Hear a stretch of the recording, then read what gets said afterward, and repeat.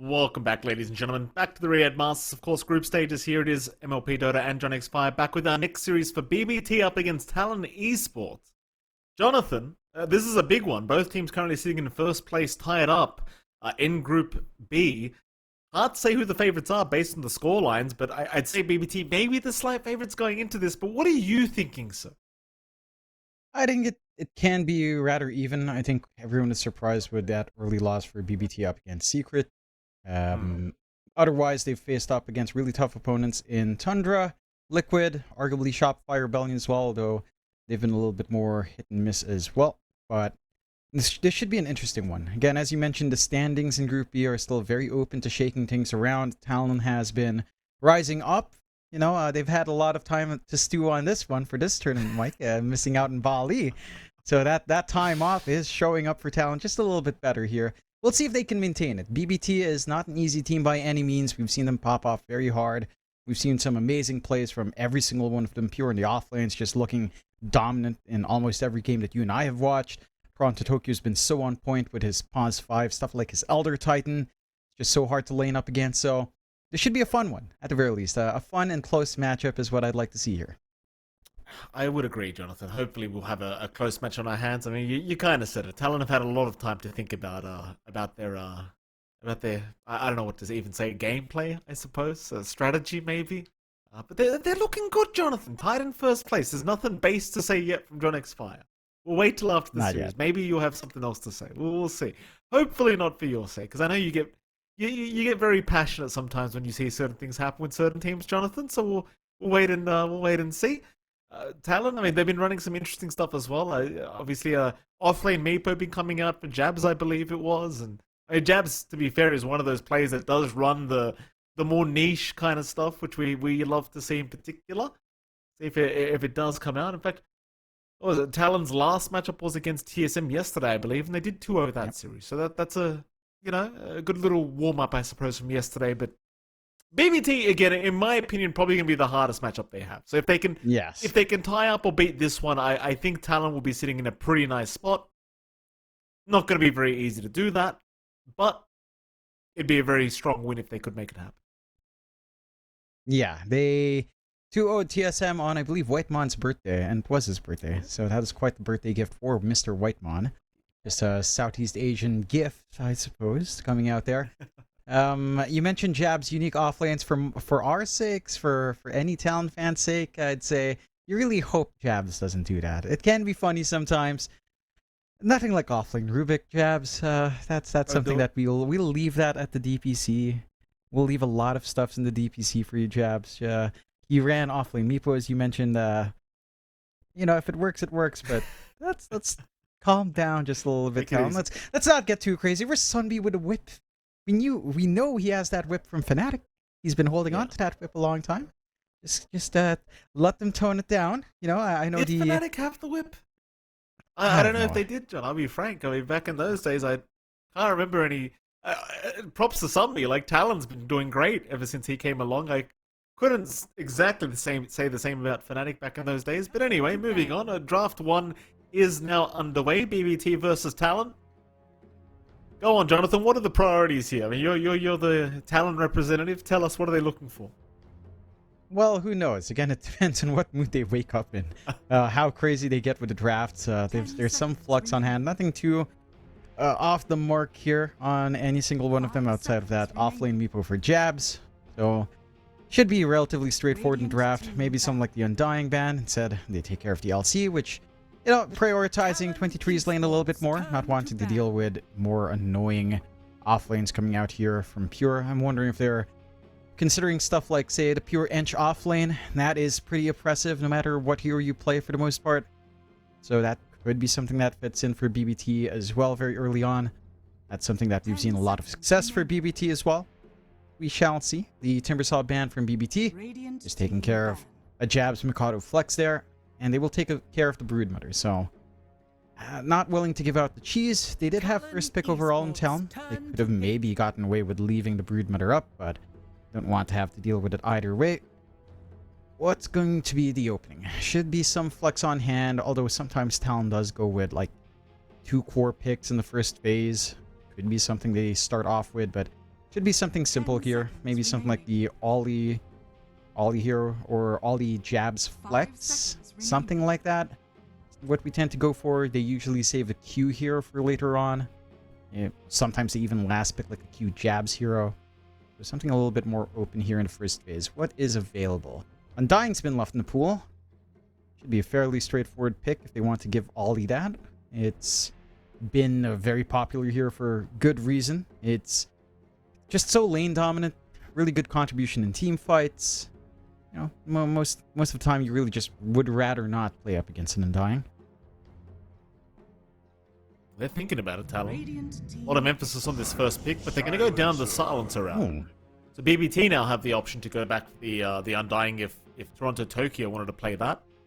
You do also have heroes like the Enchantress for save. We know how great save can be on that hero. Other heroes, though, the Older Titan you pointed out is still available for Toronto Tokyo. We know BBT in particular still runs the support Pugna for save to boot. So that could certainly be an option if they wanted to go, say, Pugna Storm or something like that. Even the Coddle's still available if they wanted that. The Chen. So many options. But the Undying is the one they want. Yep. Straight into Undying Snap, preventing the early Tombstone clear here. Come out for Talon. There is Flex as well for the mid Snap Fire here for GPK. They're pretty open. Mid Snap tends to crush a lot of its lane matchups as well. So I'm interested to see what the response from Talon would be here. Maybe just thinking about Snapfire as that mid once more. There's some flex. We've seen Save play it a couple of times on pause for before, although I do believe not in this turn. We'll go straight for the TA on Talon's end. Leaves the question as to whether or not that's our Mikoto or 23 hero. It's one of Mikoto's favorite heroes. He argues it's one of his best, and he has been running that TA for Talon this tournament. So it should just be mid TA up against Snap, which isn't too bad. You don't really have a good way of clearing out Refraction, or the Refraction here early on. You don't want to get a laning level of Little Shredder, so you should be fairly free for Mikoto to just try to play the lane, play with the side blades. Level 1 could still be a little bit rough. By the time you hit level 3, it should stabilize a little bit for the TA, but the Snap does have a lot more play potential in comparison. That's fair. Think about these next ban outs here from these two teams. BBT. They'll get rid of the Meeper. So they're not going to risk it against Jab's offlane Meeper. Fair enough. From what I heard, it was actually a pretty nice performance as well. I didn't get to quite catch that game, but I heard he was doing pretty well with it. There's that. Yeah, give props to good old Jabs. When he can get it going, it can look good, but I'm just thankful to BBT for taking it out. I don't want to have to try to defend it if it falls apart. You know, it's going to be hard to reach for ways if a Meepo falls behind on the offlane, right? Yeah. Final bans to come, BBT. Imagine they'll just continue focusing on the offlane of Jabs. Talon doing kind of the same thing. They ban out the Medusa, they get rid of the Tide. TALON Esports. BBT, in my opinion, one of the more flexible teams that we have at the Riyadh Masters 2023. Certainly their drafts just feel like it can go any other way. It's very hard to know. It's like you've got all these players on BBT that are just so versatile, I'd argue. Like the fact that you have to ban out LC first phase against BBT because you don't want to give it to Pure, it's going to be kind of annoying because it's one of the only teams that you even think about banning out LC in the first phase of picks. But BBT also is one of the teams that will just snap pick it if they do want it, and actually Talon don't seem to want that against them. Yeah, it just makes the lane a lot harder for 23. We've seen what happens when 23 is under a lot of pressure for Talon's end. They end up having to stall for a very long time, and Savage's impact gets delayed by quite the margin. He does participate in a few early fights depending on the hero he wants, so he wants some tempo coming out from safe, and getting shut down early obviously just removes that. LC just kind of gets that job done for you all by itself. Lycan being banned out as well by Talon, and just preventing any strong offlaners coming out here for Pure. BBT, what's going to be the ban for safe lane? You already see the TA. They take care of, again, going back for the Jabs here and the Darks here. Just again opening up their lanes for themselves here as well. Lots of options left, particularly in the safe, I suppose, here for Talon. stuff like a 23 Slark is available. He's had Monkey King games. He's had a Pudge game 10 seconds as well, remaining. which it's not the comfiest up against Undying and Snap, but you already have a 5 big win seconds condition in remaining. TA. So again, you could look for something up tempo here for 23, and something like that Monkey King or the Pudge could be one way to go about it. Let's see. BBT having a think about this third pickup now. Talon Esports turn to Techies. Oh, they're going to go down the Techies route. Okay. It's one of those heroes, still pretty powerful. I thought maybe they'd think about something like the Ench, but not quite. They'll go down the Techies, which I think Techies, the main strength apart from the laning stage of this hero is the fact that you still get a hell of a lot of info with those 10 mines. seconds And remaining. it's a pretty strong support to have against a hero like TA. 5 Because seconds TA, remaining. you know, you get a Dragonlance Deso, you want to go Roshan. Techies is one of the heroes that can kind of have that info ready for his team, where you can kind of tell your team, hey, they're going Roshan pit. My mines just went off. I think that added value against the Templar Assassin is probably going to be very valuable for BBT. Yeah, I think overall, just breaking up smoke ganks in general as well, it's pretty big. Just the information gathering, even outside of Roshan for Techies is massive. It's still surprising that the hero is taking the back seat in terms of being prioritized. Felt like for a long time it was almost always pick or ban in first phase. Does slide through into the second phase for BBT. We've seen Save play this hero multiple times. Yeah, with something good for Pure that can still be aggressive here, it can be a lot for 23 to kind of deal with on the safe lane. I suppose the Silencer can somewhat mitigate the spell spam a little bit with the Arcane Curse, but right-click trades will just feel a lot better for the Techies anyway. Yeah, I don't reckon you can kind of orb walk around that with Glaives here on the Silencer. Should be fairly confident for BBT, depending on what they pick up for Pure. Talon really taking her time in the reserve here. Esports Going turn all the way to down, they will pick up the Naga Siren to come out. That should just be our 23 Savage hero very early on. I say that, but I can see Jabs maybe trying something like an offlane Naga if they were feeling that spicy here. Yeah. But I doubt. Hopefully Maybe. not for Talon's sake. I mean, unless you want it, John. You never know with Talon. It's very hard to tell as Talon.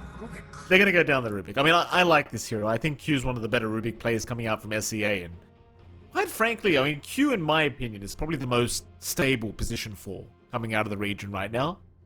Just based off this year's performances. So give him the Rubik. Why the hell not? He always 10 tends to perform in this hero. remaining. You've got some pretty big spells 5 to steal as seconds well. remaining. The Kisses, if you're in Vision, can be pretty easy to take.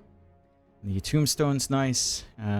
Prox Mines can stall out the game indefinitely if you do manage to pick that up as a Rubik, and can give you a lot of output as well. There's a lot of value coming out here for Talon. Looks like they are saving the Jabs here for last.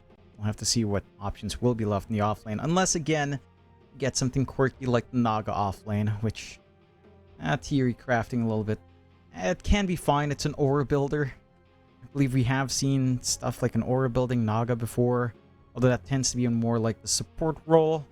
Stuff like in NA when Sammy was still playing support, but it's somewhat viable. I just wouldn't expect this anywhere else but 23. Naga into Techies lane is stable enough. You have some outplay potential depending on how well you hold your image. So you can try to dodge out. See the blast off. You can still hold steady farm up against a lot of melee offlaners for Pure. Still has some options here, like say the offlane Ench could still come out for BBT if they want to draft that out now. Talon And that Esports can be turn to a moderately annoying Oh. lane for Naga. Instead, we'll go for the Pudge. So that is one way to clear out illusions. Pudge Rot with the Ags to make short work of the Naga illusions coming around lanes. You can get fairly tanky as well in the Pudge with a Vanguard Crimson Guard build, so you won't care for the chip damage as well 10 seconds from the remaining. Naga. It's one way to also burn through Refraction from the TA. 5 seconds If you manage to pin down Mikado or just blink on top of him, TA's durability is not quite going to be there until maybe the BKB is up. A lot of good solutions here from the side of BBT. I like the Pudge. Granted, again, you're giving a lot of value to a Rubik. There's always the whole stolen hooks to play around here now for good old Q if he wants to have fun, but that's always the case when you're up against Rubik. You know, you just put it at the back of your mind and just try to outplay. Okay. Final bans to come.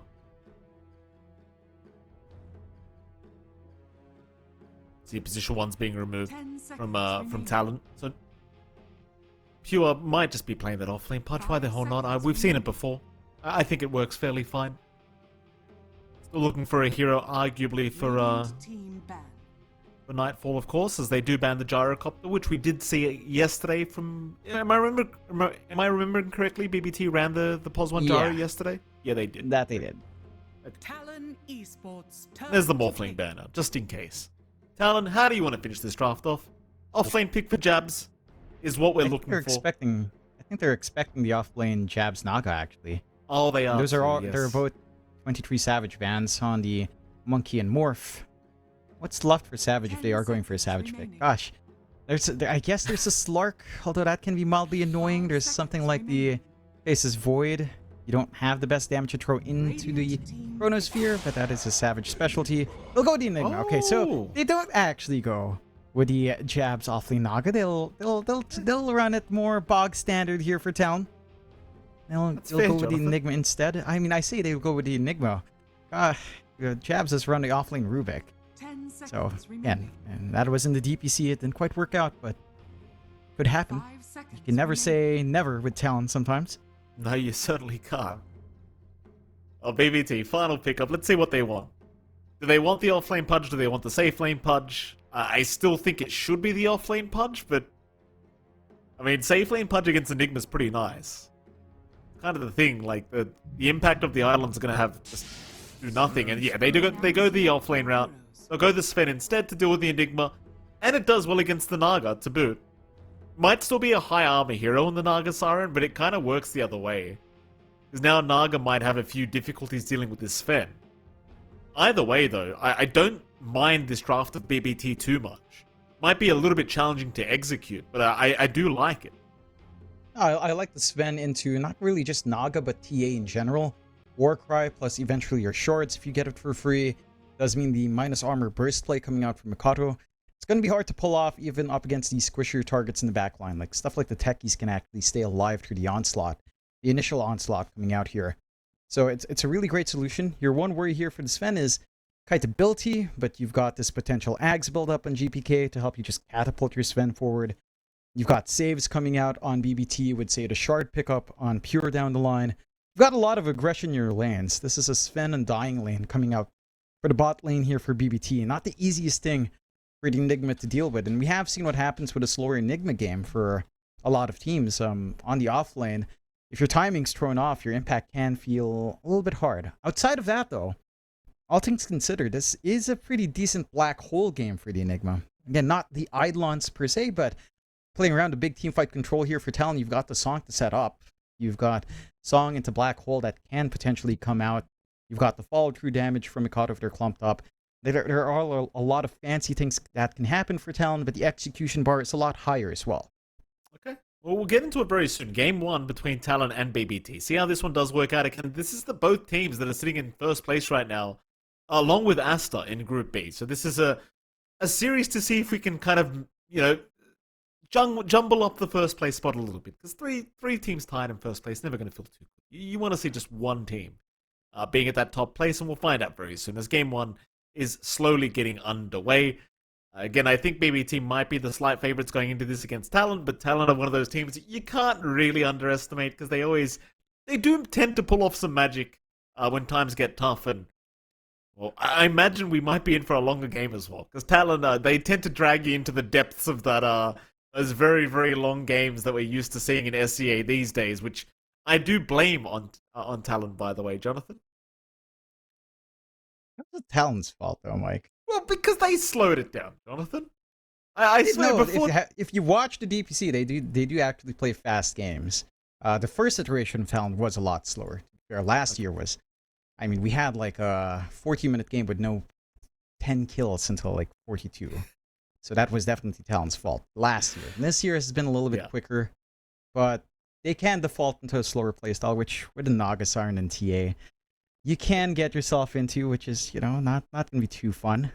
I think I just got PTSD from that one game we did, that one grand final. I think I just can't forget it. I just that can't was ESL Genting qualifiers. That was Polaris versus Talon.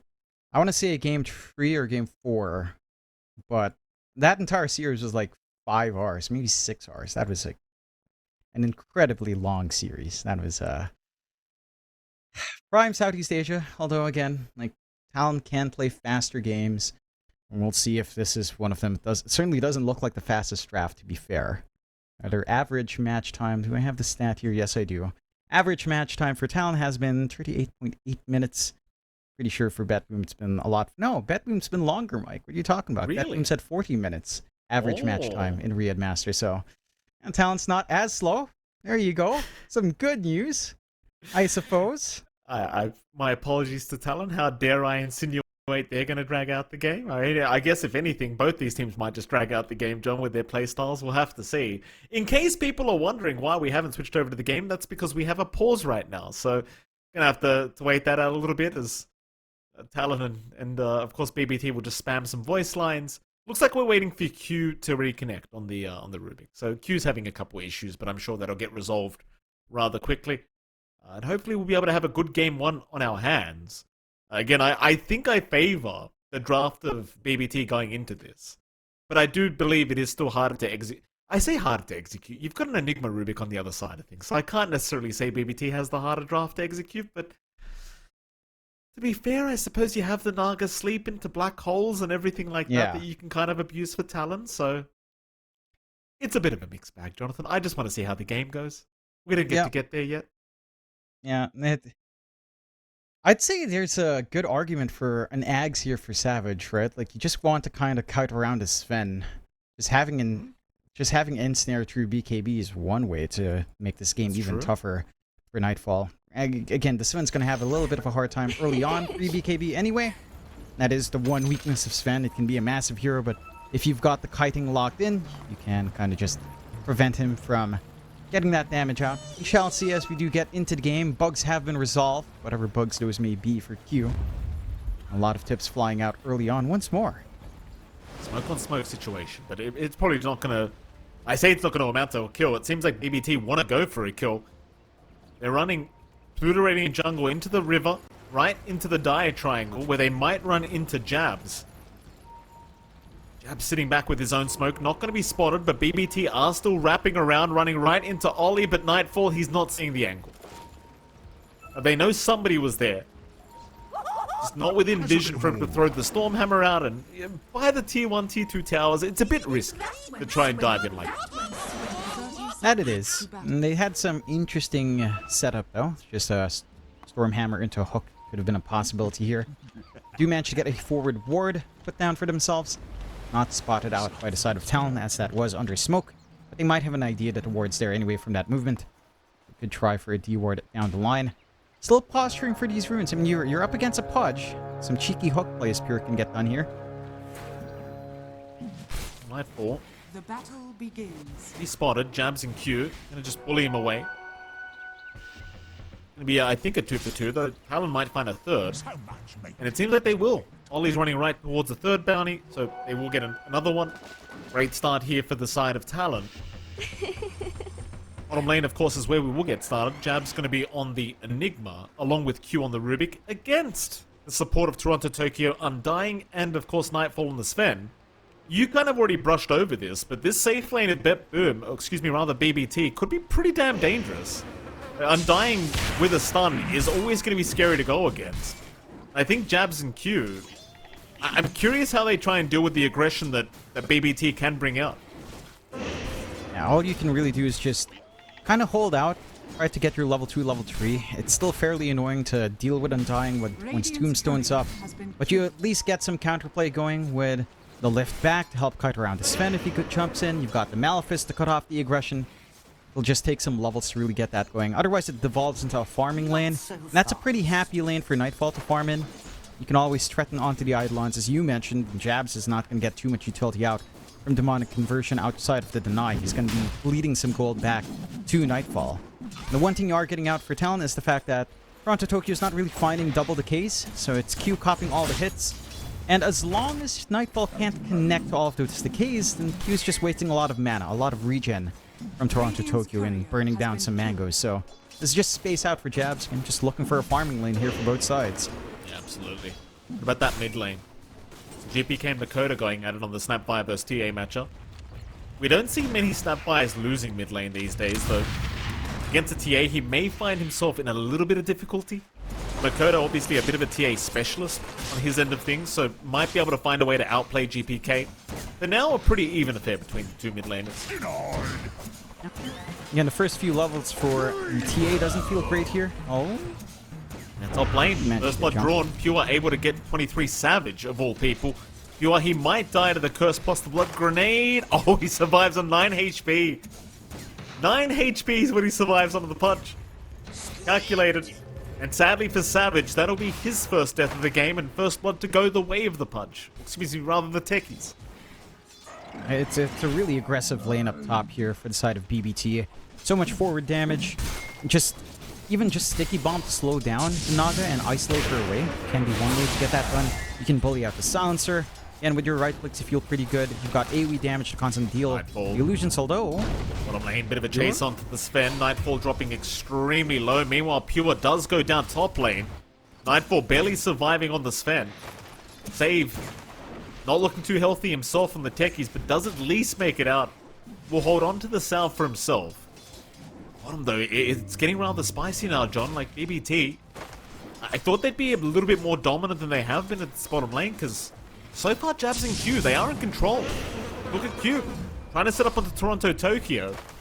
Only level 1 Fade Bolt, so can't really decide to secure a kill. But they are in control of this bottom lane by the looks of it.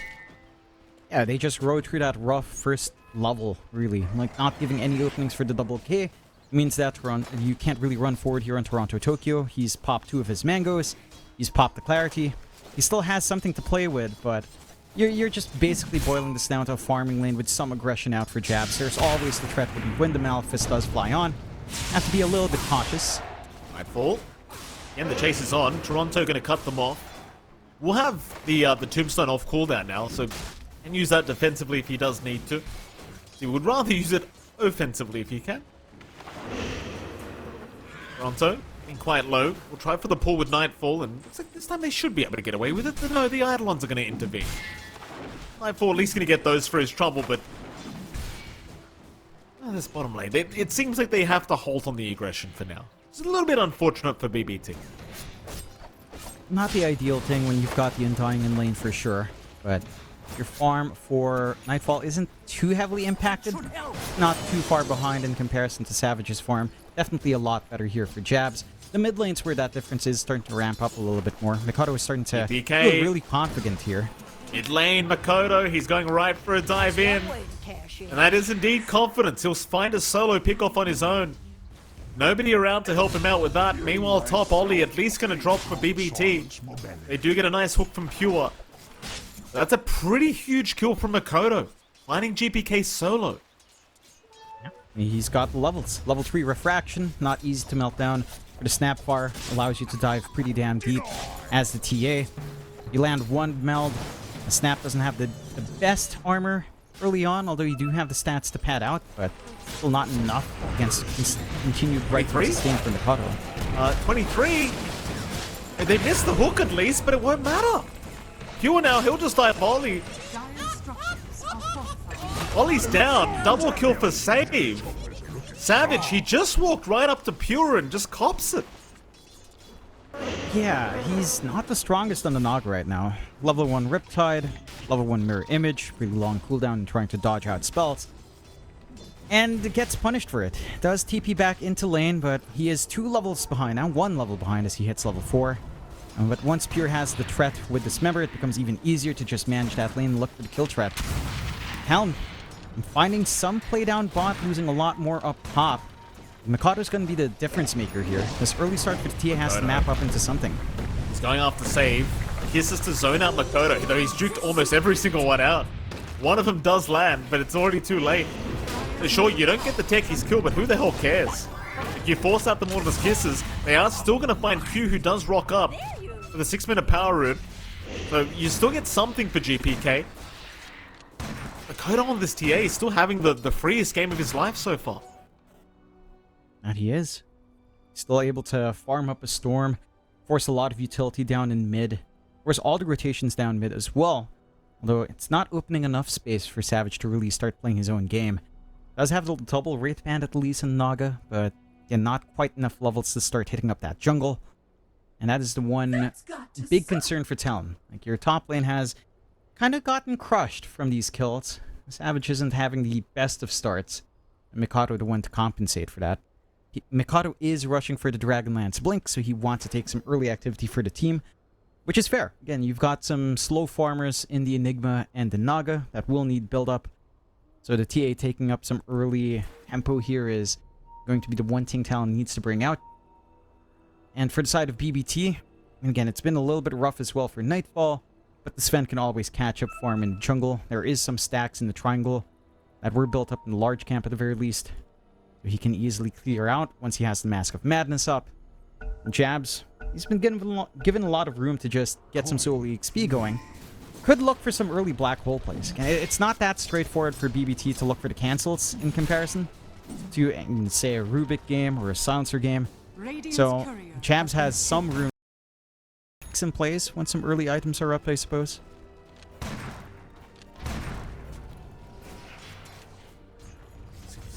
Almost 7 minutes in, 5-2 now. Top lane. Oh, Savage. Savage, he needs some help right now. The TPs aren't incoming. They do at least miss the blast off. He will make it out this time. In fact, he's going to run right into rune time. Try to see if he can take that, but it's not going to work out. Toronto Tokyo just TPs to ensure he gets it. Doing a fantastic job of not allowing the Naga a game. Like, yes, you are still going to have the problem of Makoto, but at least you don't have to worry about Savage for a while. Yeah, he's going to have to take a lot of space to recover. Already dipping into the jungle.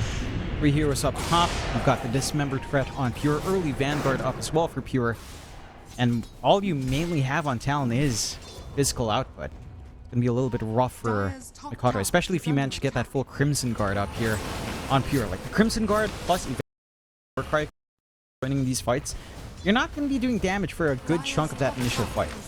Talon has to find a way to mitigate that. Let's see. They are taking the gate across. That is under their own vision. Nothing to spot that. Talon's end. Just here. Dire's top tower is under attack. BBT. The Enigma Jabs. Hang around the large camp. Just fine. In fact, Ollie's going to show up now on the Silencer just in case he needs the help. Save wants that blast off initiation. But there is actually quite a few heroes around this bottom lane. Even Q's shown up on the Rubik. Makoto, he is sitting in the Dire Triangle. So they are going to make the jump in very, very soon as they pop the God Strength on Nightfall, but the jump is not there yet. They're baiting them forward though, a big blast off! Save has found 3! And with the Tombstone, Jabs, he's not going to last with the Black Hole! Oh, it's a terrible fight for Talon. Even Q gets hit by the Sticky Bomb slow, and Toronto will take him out for a double. That'll be the tier 1 tower bottom lane going down. Talon getting baited into a perfect setup from Save. Just didn't have the forward vision to spot that movement through the gate. It's all BBT, the vision games. They've got good aggressive wards, good defensive wards down bot. And Jabs trying to go for that black hole. Doesn't catch the Sven. Instantly cancelled. Would have died to the kisses anyway from a mile away from GPK. Really awkward for Talon. 8-2, strong start for BBT. Pure goes for the Dismember on Savage. Savage going to try and turn now, but Save is there with the blast off into the Sticky Bomb, into the mine. Savage might just melt and will. Pure surely at least goes down. Pure will have Fade Bolt in 2 seconds, but can't keep up the vision. Save zones him out, so they get away with the 23 Savage kill for a 3rd time. It's starting to feel like Savage just needs to leave this top lane. And he already did. He was already farming the top jungle. Not sure why he's going back into lane. Probably just, again, expecting some room with all the movement onto Jabs down bot. Nightfall left alone, but has a TP. Oh, can't get him in time. So close yet so far. One more hit would have done it from Makoto, but Makoto already so much pressure on his shoulders on this TA. Just nothing else going right for the team. He has to carry here for Talon, at least for now. We'll take down the Tombstone, being donated by Toronto. Now tier 1 bottom tower, just not going to last. Talon is getting an objective for themselves. BBT trying to set up for the exact same thing at the top tier 1 tower, but they don't really have the greatest push. Just trying to pull the wave away and eventually let their creep wave do the job.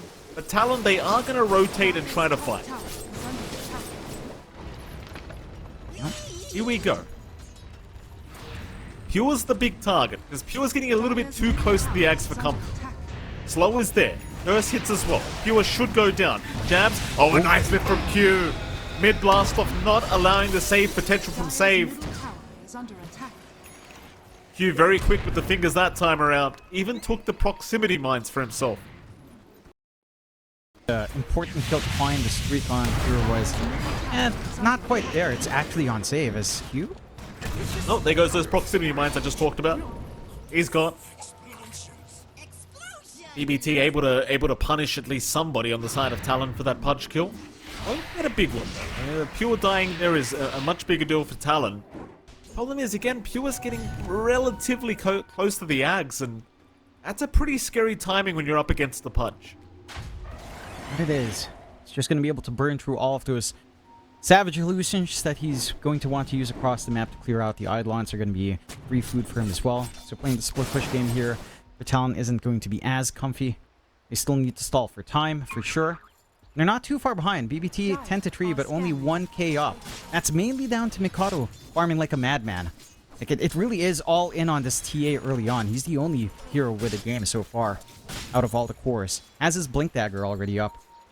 So can start to look to be more aggressive on the TA. Not even wanting the Desolator first, just wants to be able to get some activity out. BBT taking the gate true down south here.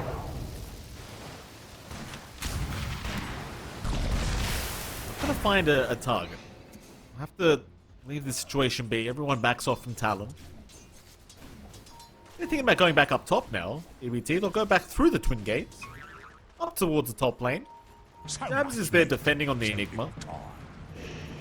Pure couldn't really land a hook onto Jabs, but a bit hard against the Enigma to be fair. But they might be able to slowly start thinking too bit early, but if they can find a pick off on Jabs, it certainly is possible for them to start chipping away. Radiant are scanning. Smoke is out. They are behind Pure. The twin gate usage now from Talon to go up towards the top lane. So now they've smoked up looking for a fight. This has not been scouted out by BBT, but they do leave the area successfully. Nobody's left there for Talon. Excuse me, rather for BBT. And now BBT in a position to take the mid-tier 1 tower. Still looking for a pick-off, but it seems like all the... Oh, 23. He will send the illusions. Unless GPK finds him. But no, they got the wrong one. They even have a sentry, an observer ward watching 23 Savage, but they do not get the right target. Not going to get the kill, but we'll find the objective. Gives them space to start to invade, cut off even more farm that Talon's still trying to build up. And Talon? Oh? Makoto gets the trap slower. Still keeping tabs on Pure. There's a sticky bomb on Makoto. Hooky away from GPK. Hook out, they catch Jabs with that, but the global silence was immediate, and now the black hole to ensure Pure just goes down. No messing around from Talon, they'll get one, and no, that's a great song. Savage, he's locked down two right next to each other. And it's gonna be GPK. Oak is down, but a big blast up from Save, not gonna be anywhere near enough, I don't think. He does get some nice mines down, but it won't make the difference. They're all taken out. Save is slowed up. Already 2 down for BBT, and it might just be a third. It's Makoto finds a double kill. 4-0-1 now on the TA.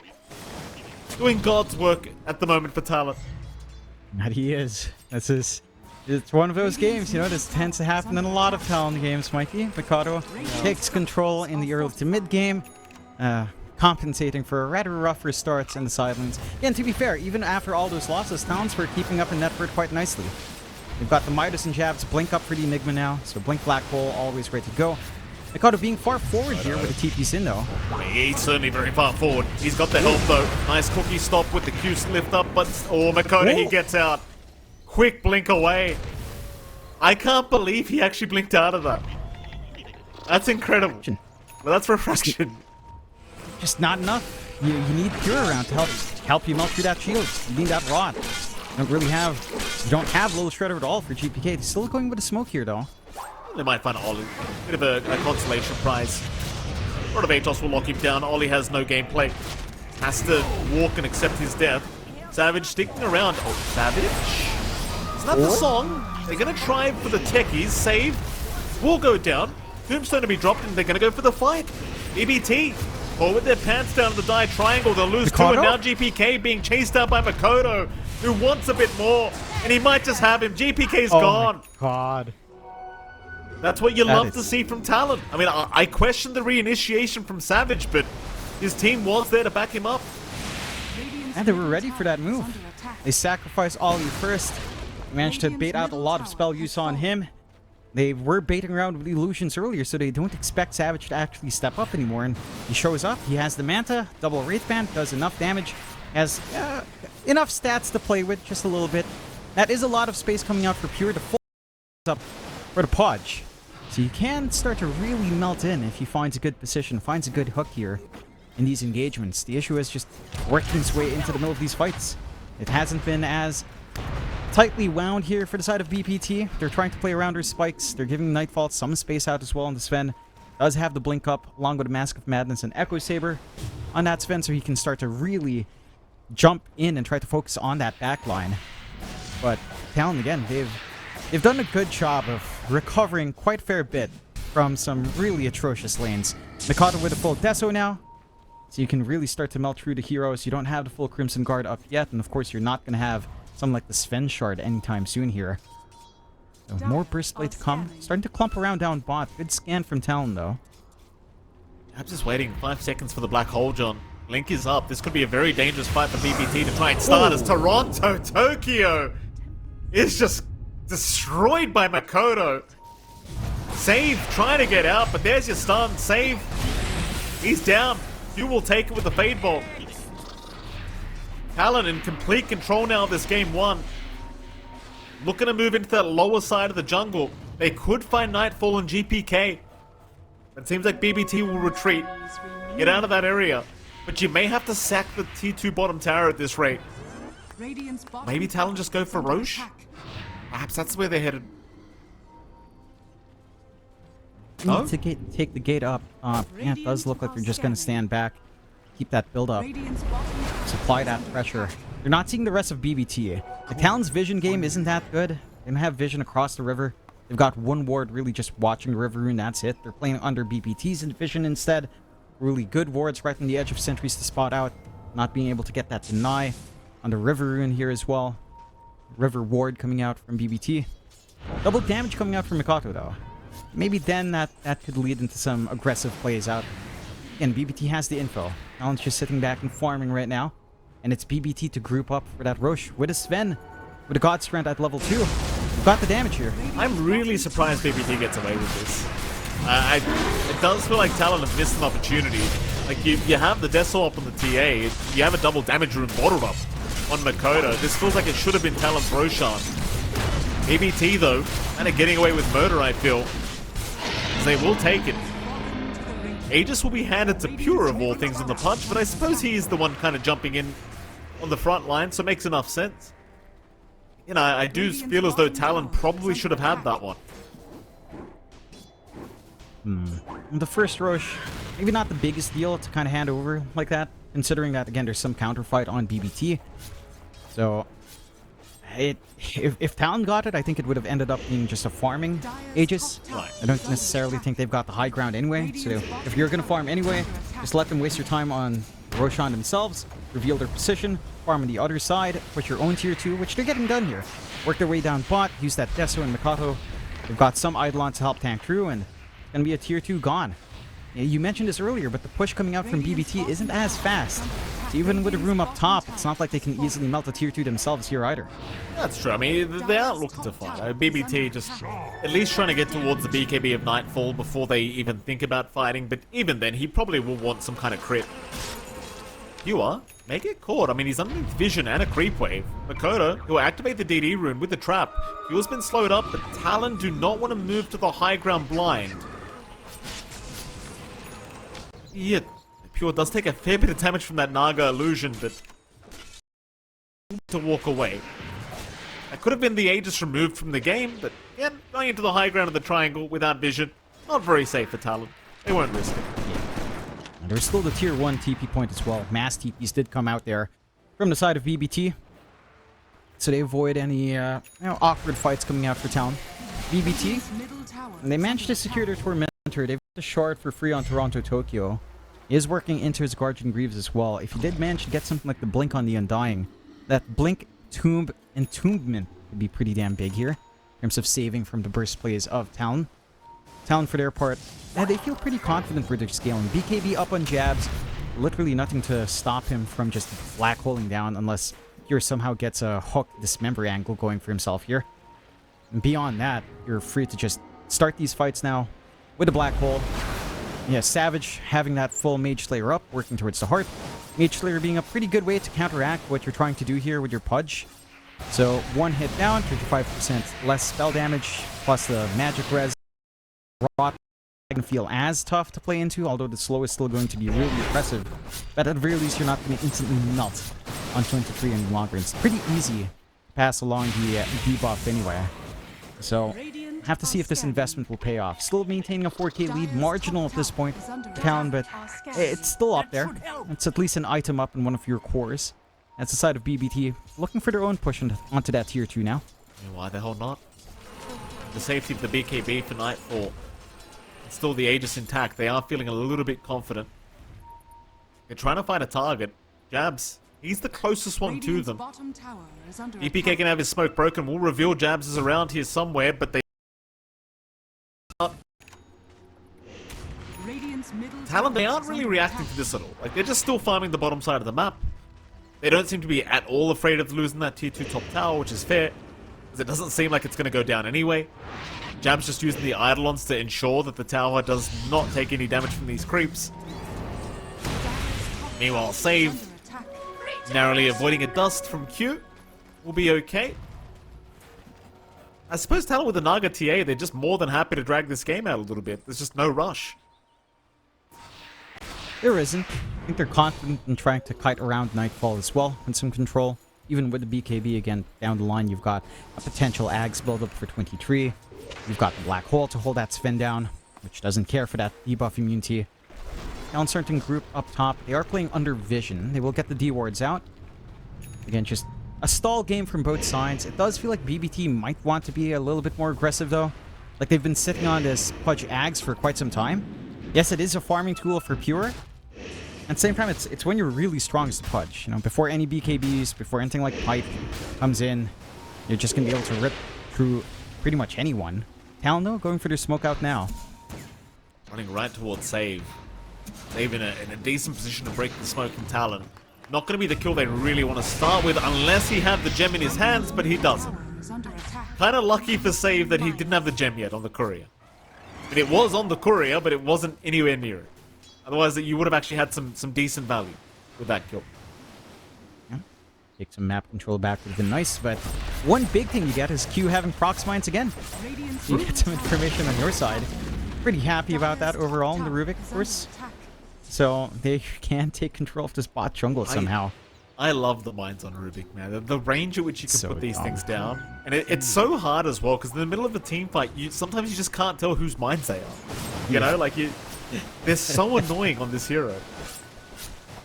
That they are. Especially if you don't have any Techies cosmetic equipped, so...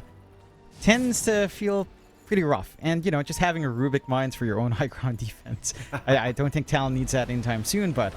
Always got that as well to stall this game out if you somehow want to curse this mic into that era last year of Southeast Asia being slow.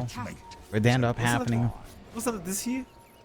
Was it last year? This year when it was really worse last year. Like it was last year with the 40 minutes, less than 10 kills. That was last year. That is Savage. It was. Congratulations for getting forward, of course. 23 Savage. We're going to know he's moving up into the triangle. Of course, the mine's going to give all the info. But Savage, he's got a full heart up now with the Mage Slayer. It's very, very tanky Nagasaran at this stage. The big spike that Talon have been looking for, they can really start to play off. Mind you, Talon may want to wait for the next Roshan to really get started onto these objectives. They might just start securing these top objectives. Like BBT, they're nowhere near the area. They show themselves down to the bottom lane. Very, very clear BBT are not ready for a big fight. And BBT probably have the exact same plan. Get the Daedalus up on Nightfall. Either force a smoke or force an next Roshan after that. Yeah, and this should line up with the BKB flying out here for Pure. So more frontline protection for the Pudge. You can start to play around with that Blink a lot more aggressively if the opportunity presents itself. A lot of respect being shown from both teams. Again, it's slowed down quite a fair bit. 11 to 12, we've been hanging around at since maybe the 15-minute mark. Last tier 2 tower of BBT just being taken away. No defense coming out. The Talon just taking complete map control off the back of that. Mind you, it doesn't mean you're out here for BBT, although they pop all the mines, again, giving info for Talon that they were hanging around down south. And Rubik Mines, well, does the same thing as Techie's Mines. It tells you where the enemy's farming or where they're smoked off. I can't believe they didn't change that in the last sub patch. I thought at least they would change the whole sound cue issue with the mine. Maybe in the next time they'll just remove the sound altogether. Who the hell knows? I don't know how you adjust this Techie's Mines issue. BBT, maybe they'll show us in a moment.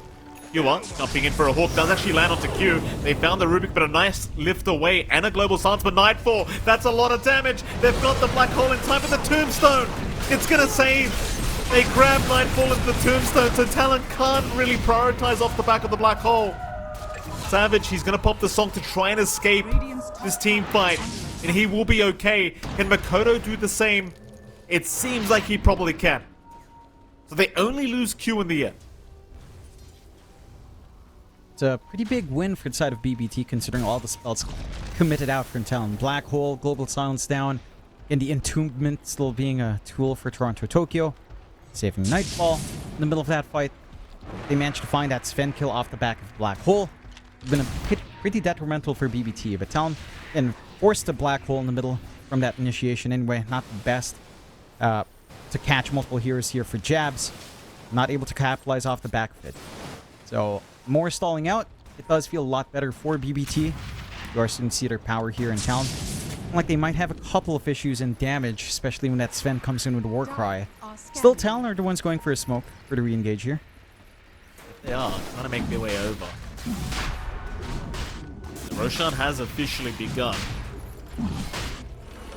Still trying to make their way, but Roshan's still very healthy, so they've got plenty of time to try and make this fight happen. Lines will reveal 23 Savage's position. Maps down as well. You get a little bit of info here to Talon. He was still messing around in the tree line, just waiting for a hook. We'll go back towards the Naga illusions instead. I mean, he wants the right hook onto a support.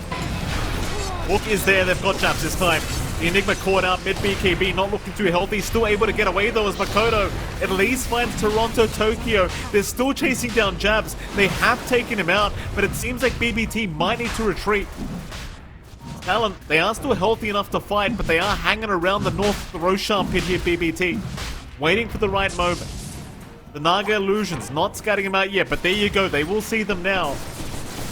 DPK getting jumped on by Makoto, but the dismember is out from Pure, locking him down. Makoto trying for it by himself, does force up into the Roshan pit. They are still alive. Oh, Nightfall, he gets drag-bucked by the hook. Oh, it's very, very messy from BBT. Oh, Song is out. Does at least cancel saves TP. And there you go, Roshan to go the way of Talon. that could have been so awkward as well. Q's own hook got blocked by Savage there. He's looking for the hook back on the TP, but the Song's there to save the day, and off the back of another back and forth fight, Talon manages to get Roshan. They managed to hold on to Black Hole as well as Jab dies without using it, so we've got that utility for the high ground fight. Second Roche, much bigger for Talon to find. They've got the cheese to give out. Aegis up in Mikoto. They don't find the biggest kills. They take the fight at the perfect time. You know, God's Strength was fading away from Nightfall. They couldn't really stick around to do the damage. Still a ways off from GPK finding his level 25 here as well. Oh, Savage! They make the jump in. He's got some help around, but he's already lost half his HP pool. Can they keep him alive? Savage, no, he's gone. BBT, they see an opening, they jump straight off the bat and take it. Talon, they had no way of saving him. No global silence that time. Ollie manages to bail out. Hook is there, Pure to find Q. They've been pretty on point with these hooks. Suddenly, I mean, Talon, they took a great team fight for the Roshan, but Dire's middle tower suddenly now, losing Savage and Q, seems like BBT are the ones that are trying to maintain map control again. They're trying to at least shove Talon away from their side of the river. And with all their tier 2s gone, with all outer towers gone, it's a little bit easier for Talon to play the push game. You can't afford to lose Savage like that up front. Not respecting the TP point in that outpost. Having that rotation out from BBT does actually give them an opening. They could look for a tier 2 if they wanted to. They will pull back to their side of the river though. Not looking to get too aggressive while the Aegis is up. And for Talon's end, they're going to have global silence on the respawn of Savage. They will have Song back up relatively soon as well. So they've got the opportunity to take a fight. You will be fighting into Nightfall's big power spike of Silver Edge. You can just dance around if you don't have the vision ready here on Talon's side. You have the gem still standing on Jabs though. That should help them out in trying to chase down something like that Sven with a full Silver Edge. Let's see it. Age is still standing for about 3 minutes. They can try to build up a little bit more. Savage is going into a full Abyssal Blade for some control on the Naga, some durability here as well with the damage block. Can get some utility going. Jabs just defend. Full defense build out as you'd expect from the Enigma, just to ensure the black holes are continuous for the side of Talon. But the lead has shrunk down to just 2k. It's been bouncing around. And this game is still rather close. BBT having a lot of fight left, having this level 20 spike that can eventually come out for GPK. It has been a rather slow game for the Snapfire though. Not being able to really soak in those kills is a little bit troublesome for the Snap. It is very true. Like, GPK has been rather quiet in the Snapfire, just 3, 3, and 4. Level 24 levels away. Pure, top lane, may cop it. Talon are moving in. Will have the lift up on Pure. Black Hole immediately committed here by Jabs. No hesitation. Just wants the punch kill, though Pure has not died yet. He's going to go for a PKB TP out, and he may just make it. And he does. You needed Makoto for the damage. Makoto, though, he went for the double damage rune. So he does get a great rune for his trouble on the TA. But they used Black Hole for nothing. Don't find the big one. Need to take care of that Pudge. He's been doing a lot of work. They're On going. the side of BBT, huh? Double damage activated by Makoto. He wants to jump in. Toronto does survive. Nightfall jumping in. Shreds through the Jabs. The Enigma is gone. Pure gonna try and keep the Spin alive. The Tombstone will do that job. That Pure needs to back off himself. BBT kiting in and out. They've got Savage. Savage locked down, but does go for the Song to try and get out of this. Does he have a TP? Yes, he does. They will be able to disengage. It's still not a very good team fight for Talon. They lose their Enigma. They get nothing out of this. BBT just hiding them out perfectly. That was with the Aegis, with the cheese, and with the double damage route. You're seeing the issues you have playing into Pudge and Sven here with the physical lineup. Warcry just does so much work. You've got the Shard already up on Nightfall. So it's just a lot of armor. The minus armor burst is just not going to be happening here for Mikado, and Savage has no damage himself. He wants to chip and prod with the illusions, but doesn't really do too much outside of tank for his team and try to reset with the Song. It's all kind of starting to bank on Jabs. It does feel like this game's actually hinging on some big black bolts and some good follow-up through it. Talon has to coordinate around that spell. They've got to have Mikado ready to play with that burst somehow. They do manage to catch someone out. You've got to find a way to control Nightfall here. The Warcry is just doing too much work. That should help. All the HP in the world, it's a Sven and Pudge with an Undying. There's so much sustain. Look at Toronto Tokyo's build. He went triple Wraith Bands just for more armor. Oh, I mean, this guy's just not gonna die. It's doing its work. Like Toronto, he didn't take as much damage as you would have expected from that meld strike initially from Makoto. Makes sense. Sometimes Wraith Bands are the way to go. Here we go, BBT. Only 1k behind Talon now. Sure, Savage is still top of the net worth board, but he's only 2k ahead of Nightfall, who's hitting like an absolute truck. Nightfall gonna have a full Satanic up on the Sven very soon. That's a bit concerning if you are Talon. Just go for the push through the bottom wave. Like both sides. Maybe prepping for Roshan, but it's still a while away before it does even respawn. Smoke.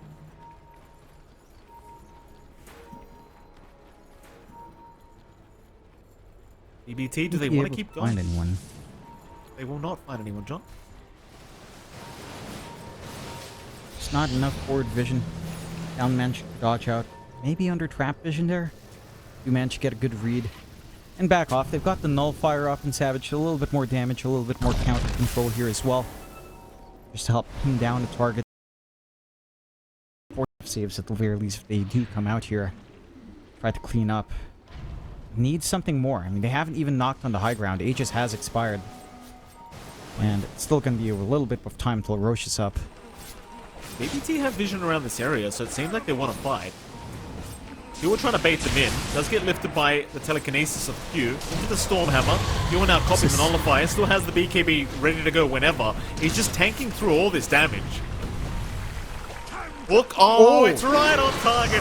He actually got Savage. He'll force the global silence and the song usage as Jabs gonna jump in. Does not have a great black hole. In fact, he does. He'll go for 2 targets. He's got Nightfall to spend, but do they have the damage output? It doesn't seem like at Nightfall. He's gonna survive as Jabs will be the one to go down. Now even Pure takes down Oli. They'll go for more. Savage now with no escape route will get caught by the blast off of Save. They even got Makoto on the TA. Talon are falling apart. And that they will off a beautiful hook of Pure, who will get the tip from Toronto. Completely blind hook. You miss everyone you don't throw out, John, and that time Pure, he certainly did not miss. That he didn't. Talon, very messy fight to take. The hook onto Savage, the Global Silence to break off the Dismember. In the early BKB from Jabs, he popped BKB while Song was playing. So when he comes in for the Black Hole, doesn't have that debuff immunity, gets cleared out, just gets cookied up, and that's the cancel. I'll show you something funny in the map if we can get yes in our good old obs to look. There's been a gem that's been stuck right around the secret shop area of the Radiant side. It's been stuck there. I was so confused when I saw that right next to Mikado, and no one's picking it up. It's hidden by the trees, Mike. Oh, it is too. Look at that. Yeah, you can't see it. Oh, it's Ollie found. took it. It saves go. gem as well. It saves gem. PK in the middle of nowhere right now. We'll find Q. Hook out from Pure into the Dismember. He's okay. Pure's gonna save the day again. Dire's top tower is under attack. Yeah, this game for Talon, it's all down to black holes. It's all down to Jabs. Because your physical burst isn't there with Mikado, even with this full Daedalus up. Not into the Sven with the Ag's Shard Warcry. And you don't have enough damage as well coming out in Savage. And Naga's much more of a sustain here up front. You've got the level 20 talent up for GPK, so his physical output with a little Shredder is starting to get overwhelming here. Your supports just die in one spell use pretty much here on Talon's end. 21 to 14, BBT and Control now. Despite the tier 2 tower still standing for Talon, they can't really do too much across the river. They've tried multiple times, but just falling flat on execution. We talked about this when this draft was being made. It's very high execution for Talon. Like, they've got to be able to land a song into Black Hole. They've got to be able to get their BKB uses on point. They've got to be able to isolate some key heroes here from BBT, and just haven't been able to. Gate usage across. They do get between gates. Talon might see them split up very, very soon. With BBT, they are still hanging around the top side of the map. They'll group up again as 5. Makoto gonna show himself on the real TA. Naga Illusions immediately sent out to try and scout. Fuel will take care of those. Roshan now 10 seconds away from respawning. Q are looking for a big hook once again. Does have the blink to set up if necessary. Jabs might be needing to look for a really big black hole this game, this team fight, because the last ones he's thrown out have not amounted to what Talon need, which is some kills to get the fight started. If you're going to commit this black hole, it needs to be at least some decent impact, I'd argue, as BBT still just standing their ground as Talon did pop a smoke. Roshan now officially is up. Talon, they're running right towards the bottom lane. Screw it, we're out of here, boys. It's gonna be a daytime run for Roche anyway. They're setting up for that Roshan themselves. Looking for the fight around the pit. They know that side of BBT will have to go through the gate. Your vision around the gate has expired now. Pretty rough. BBT gonna get there first. Mine's immediately being thrown out by Save, but he is out of the charges for now as the Naga Illusions do take them out. Talon. They'll see Pure. The Naga illusions do scout Pure out, dismembering one of the illusions, as he'll just continue sorting them out. Makoto's thinking about moving in. Nullifier is there. The Ghost Scepter will not help Pure, but he does have the heals coming in from Toronto Tokyo. Now they will force a fight under Roshan. Makoto again, onto Nightfall. Jabs, he's got a black hole. He found 2 targets with the global stance to help out. They can't save Nightfall. Nightfall should drop it. No, he's healing up. A secondary black hole from Jabs to ensure they get these kills. They've got him this time. EBT, they don't have the buybacks. Toronto, he'll be the third to drop as Savage will pop the song, holding the last 2 down. GPK, he'll be the big target. Ensnare out, mid-song, hold is down, and the kiss is from Q. Throw the cubes out. It'll be a full team wipe. Perfect setup from Jabs. Oh my god. I mean, it had to be high execution from Talon. Jabs delivers this time. Comes in with a surprise refresh, skips out on his Lincolns, and he makes it work. He grabs the Sven twice, isolates them from the rest of the team. Take the third Roshan, free Ags now for Jabs as well. He's got that pull. He's got the additional max XP damage. The old Midnight Pulse in play. That is going to be so painful. A great team fight this time from Talon. It looked so awkward to begin with as well, but just that refresh, just for Jabs to start the fight this time, that's what they needed. They couldn't play around with a song with Jabs popping BKB first.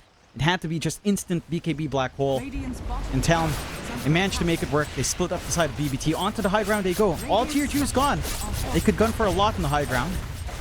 They certainly can. Talon, they're going to try and make it happen now. Or even an Axe coming out on Q. You've got the double spells that you can spill now on the Rubik. Very, very scary. Swift Blink on Makoto.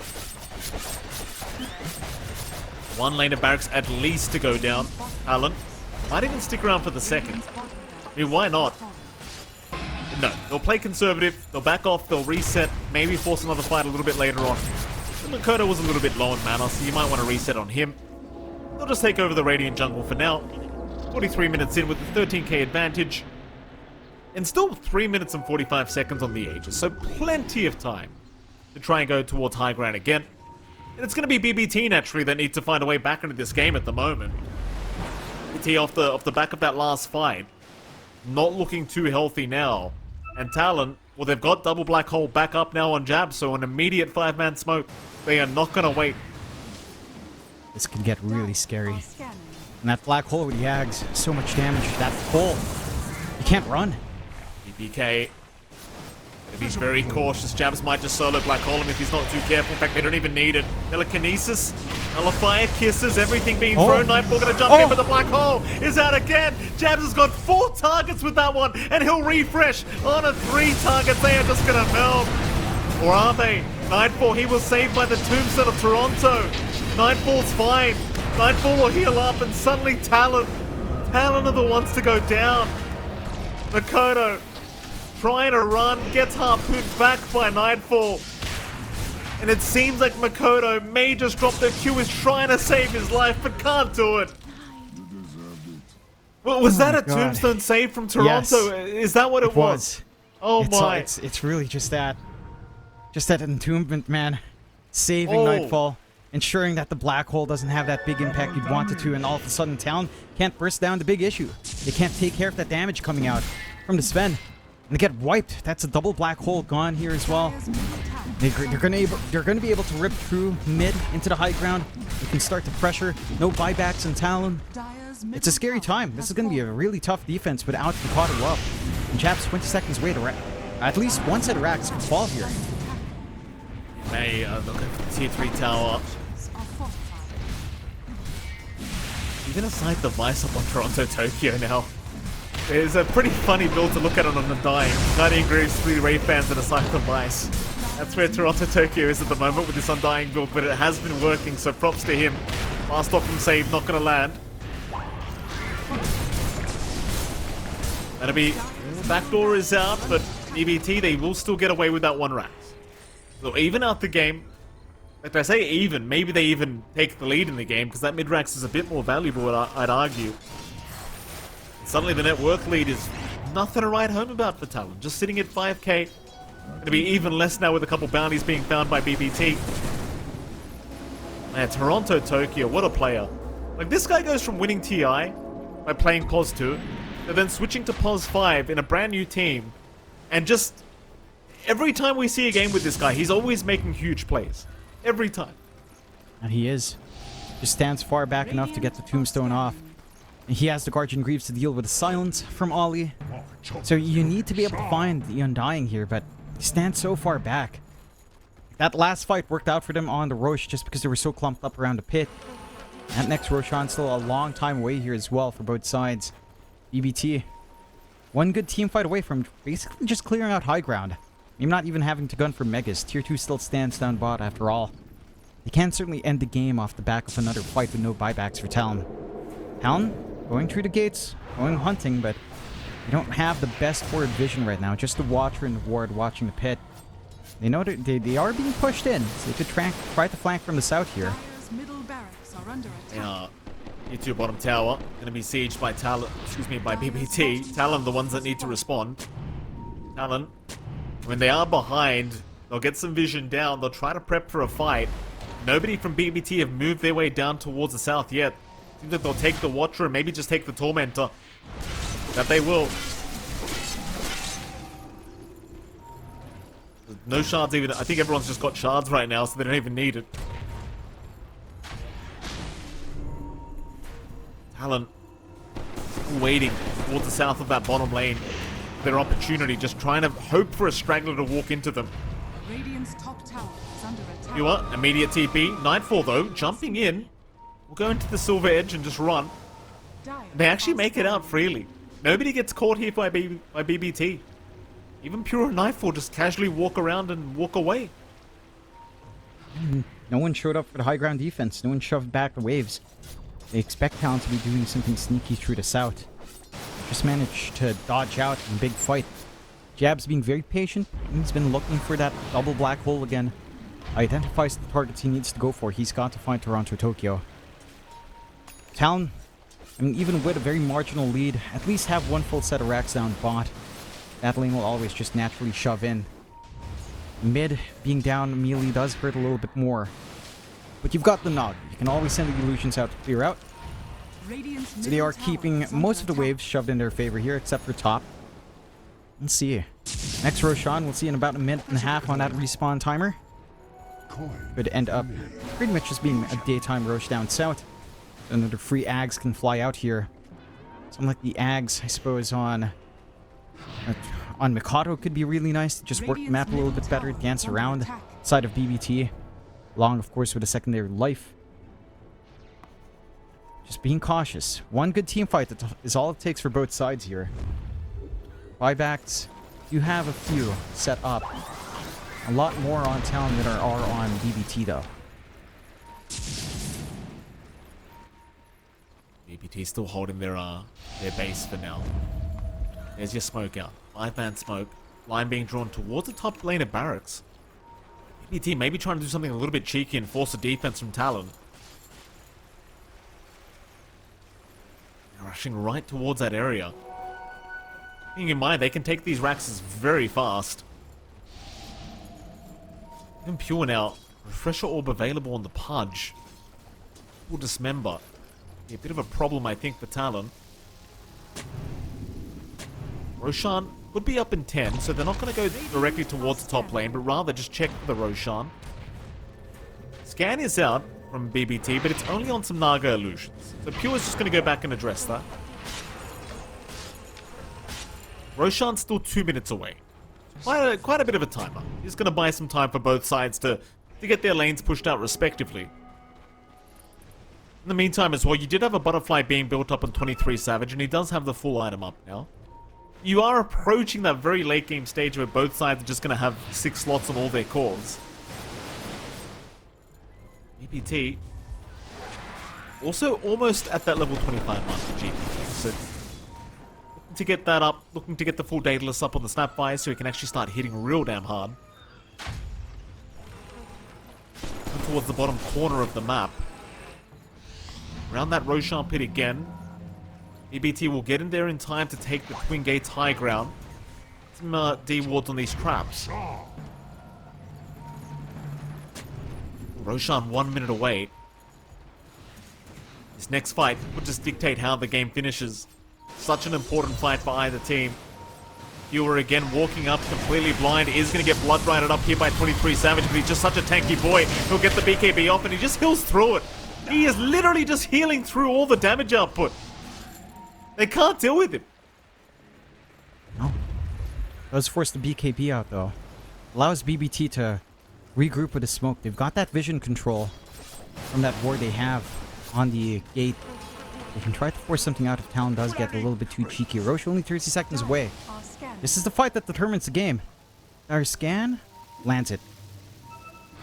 Got the information, they've got the scan. Nightfall looking to blink right in, has found himself a silencer. They need him alive instead. The black hole though comes up from Jabs, locking down the Sven into the global silence. Can they get the second? Yes, they can. Jabs has got 3 targets in that black hole. The tombstone not doing enough for Nightfall. He's not down yet. Nightfall is still running around trying to kite in and out, but his team is dropping left, right, and center. They'll jump in again. Nightfall still alive, still trying to fight. Does go back into Makoto, but now the song. It'll lock them down pretty much permanently now, though. Nightfall is still fighting, but they've got the control.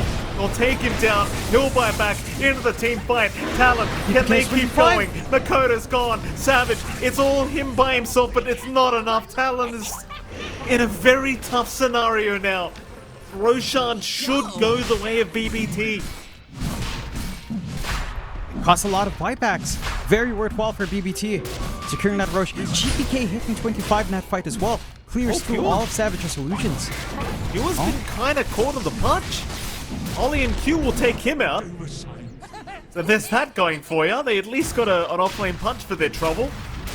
But Roshan's certainly going the way of BBT. They're going to find covering the buyback of Nightfall, getting the free Ags up for Toronto Tokyo here as well. More strength to steal in the middle of these fights. Let's see if he hands it off to someone else. Maybe feeling like perhaps something like the minefield could be pretty impactful here with how far Talon's moving around in these fights, with your relocate potential on the hook with the minefield sign as well. And be quite a fair bit of damage flying out here. Talon on the back foot. No Aegis, down 6k in gold. Save. Get caught. You and Ollie, the support duo, trying to get as much impact as they possibly can right here as they will global silence and TP out. Showing there's no way to cancel the TPs here for BBT. Ooh, win probability sitting at 51% right now for BBT, believe it or not, John. 51%. That's where we are. That's crazy. It's all down to, again, just having this big team fight execution left for Talon the high ground. If Black Hole in the high ground is going to feel great. You've got the song to entrap them. You have to find a way to handle GPK now on top of Nightfall. Like, this Snapfire with 25 with a little Shredder. And everyone dies. Like, it happened to Savage there. Illusion Smelt. Mikado cops a few hits as well. Stray shots coming out from the little Shredder. And you have too many cores to worry about on Talon's end. You've got to worry about the Sven. You've got to worry about the Pudge. You have to keep your eye out on Toronto Tokyo with the Entombment. You've got the Snapfire, who's hitting like a truck. Still has a lot more scaling left as well. It's just not getting any easier for Talon, but for BBT, I mean, it gets a lot easier. Blink up now on Toronto Tokyo. He's gonna have a fantastic time just looking for those tombstone saves. And they've got to be on point with the silence usage on Ollie. He's got to be able to stop that. He has to try to see if Toronto Tokyo can pop the Guardian Greaves first, get the global silence on top, and then stop the tombstone at all. But that's a very specific sequence of events that hasn't happened too often here for Talon. No, it certainly has not. BBT. It's not the kind of game where they can rush high ground yet, but certainly looking to be in their favor for now.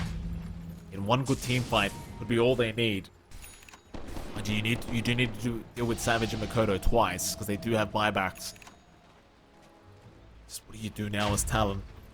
But hold the high ground and wait. So you don't want to fight against this Aegis of Nightfall. They've had so many issues dealing with him the first time around, let alone the last. You can't really afford to try and deal with him twice. Even with these double black holes, they just have not proven to be quite enough. BT. You look at Pure, is that a Hardy's buying out on the punch? I mean, it may just be at this stage. Just has a Reaver casually queued up. Might just be the strength linkage back, never mind the heart. do rush towards the bottom lane now. There's your overwhelming blink for Pure. Be a real menace in the middle of these fights. Savage. Savage has been caught. Toronto once again on target, but Savage is still alive for now as he gets a song out. But Nightfall with the BKB, not going to be able to get it done. Savage is fine. And Toronto Tokyo, Johnny, he's really been on point with the way he's initiating these fights on the Undying. Like, very, very, it's rare you see this much impact from a pos 5 Undying, but Toronto's been fantastic. He's been insane. Like, these saves have been massive. Just having the blink plus the Sight of Ice means they've got even lower committal way of just coming in. Talon, they smoke up, they're running into mines. The information's given out here.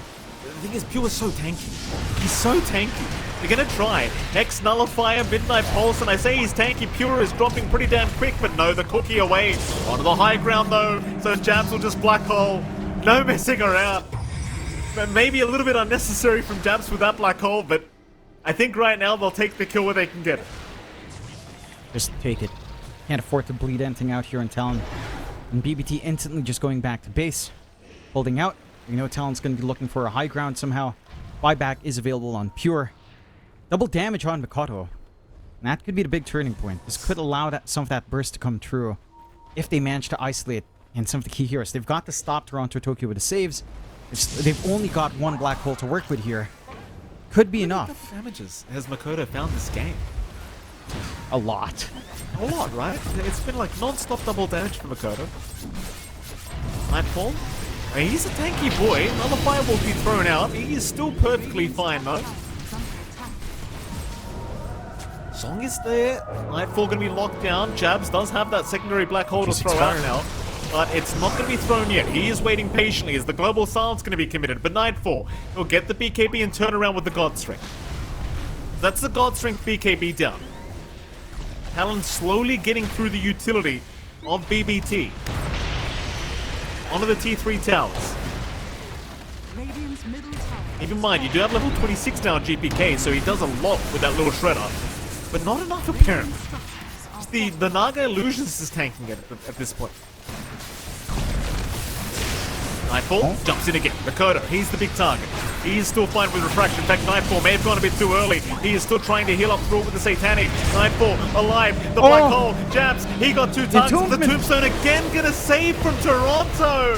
He's just not letting him do anything. There goes Jabs. Savage in trouble. Savage, he'll get in the Tombstone as well. But it's not the same kind of Tombstone. He's down. He'll have buyback, but Toronto, Tokyo, somebody stop this guy. They don't have backline jump. Oh, Mikado barely gets away with a blink. But they just don't have the backline jump here on the side of Talon. Like, they can't clear out the backline. It has to be Jabs coming in, but you don't have a high mobility hero on Mikado. He's having to do the damage when the initiation comes in. Now there's a clear path here for BBT. Down the mid. Big save. You didn't have buyback ready on Nightfall. Now he's going to have it in 40 seconds, and they've got the opportunity for high ground. God Strength back up. No black hole.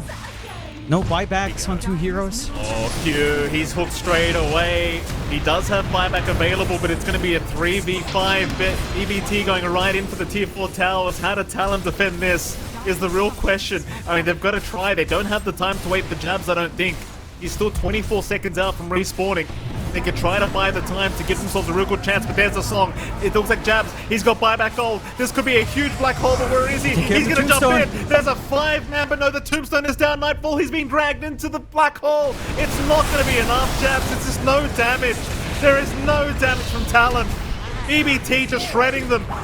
Mikado is still trying for Nightfall, but the Tombstone, it's just going to save everything. Nightfall is alive through all of this. We'll make it out. EBT still going for more. Makoto's going to buy back. He'll try one last time, taking down Toronto, but not quite.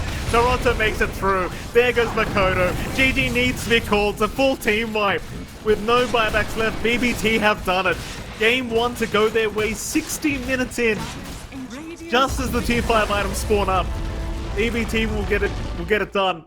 And Talon, John, I mean, it was a great performance from them to get things started, but I mean, one lost Roshan fight, and that was about it. They just end up losing the game. Now, a lot of back and forth in this game. A lot of highlight-worthy plays. Toronto Tokyo playing out of his mind with these tombstone saves.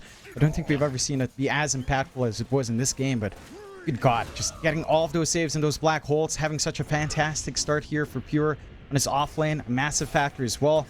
And it just felt like, for Talon, going into this draft, you ended up with such a high physical lineup up against a Sven and a Pudge. In the end, that was your massive issue. You had so much armor you had to eat through that the TA doesn't take care of. The Naga doesn't really rip apart. No burst damage on hand. No backline jump as well with these heroes, considering that you have to have your TA playing with the front line when the engagements do break out for the damage.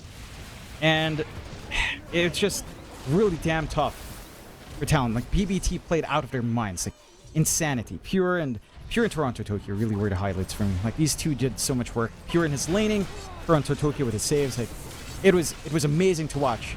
Talon, they found some opportunities. They were getting some good black holes off. Jabs was delivering the goods, but still not enough. It's a challenging one for Talon.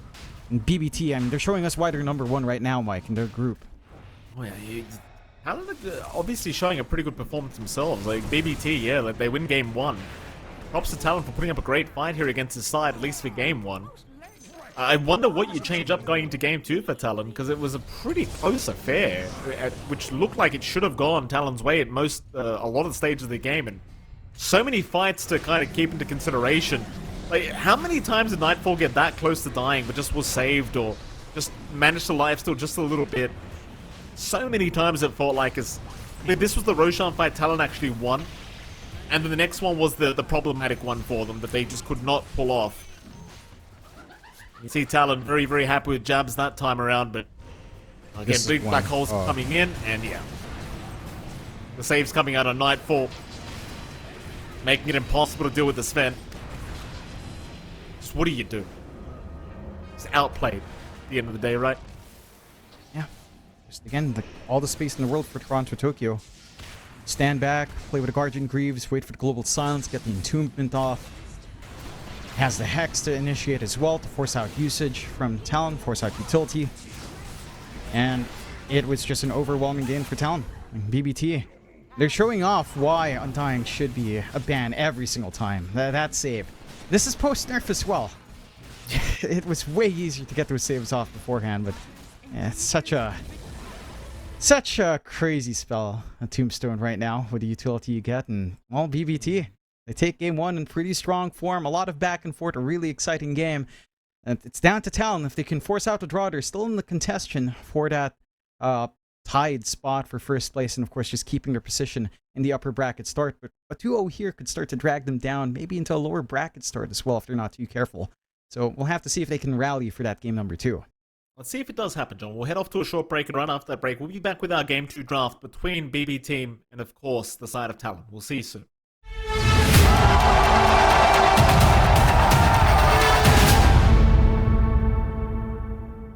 Progress is a race that has no end. After every finish line, another challenge awaits. How can we continue to push innovation in a sport at the forefront of technology? This is how.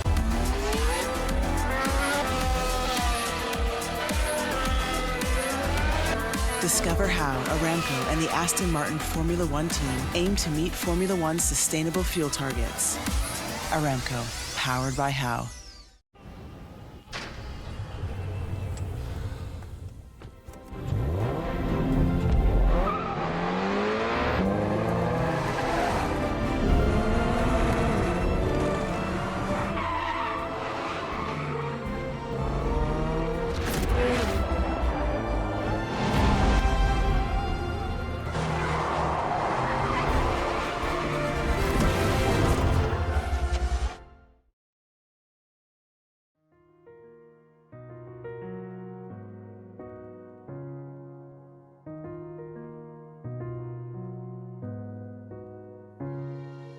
الحياة لحن، ولأننا جزء من مقطوعة عظيمة تحركنا، تلمسنا، تصنع من لحظاتنا ذكريات بديعة. لأن الوجبة، التجربة، المغامرة، حياتك بعد جديد في هيلتون الرياض.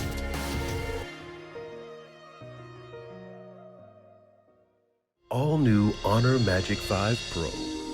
Freeze even fleeting emotions in just milliseconds. Take marvelous night shots with lightning-fast exposure. The display reveals more details in bright areas with an astonishingly long battery life that just keeps going. The latest flagship chipset brings you exceptional performance. Unleash the power of magic.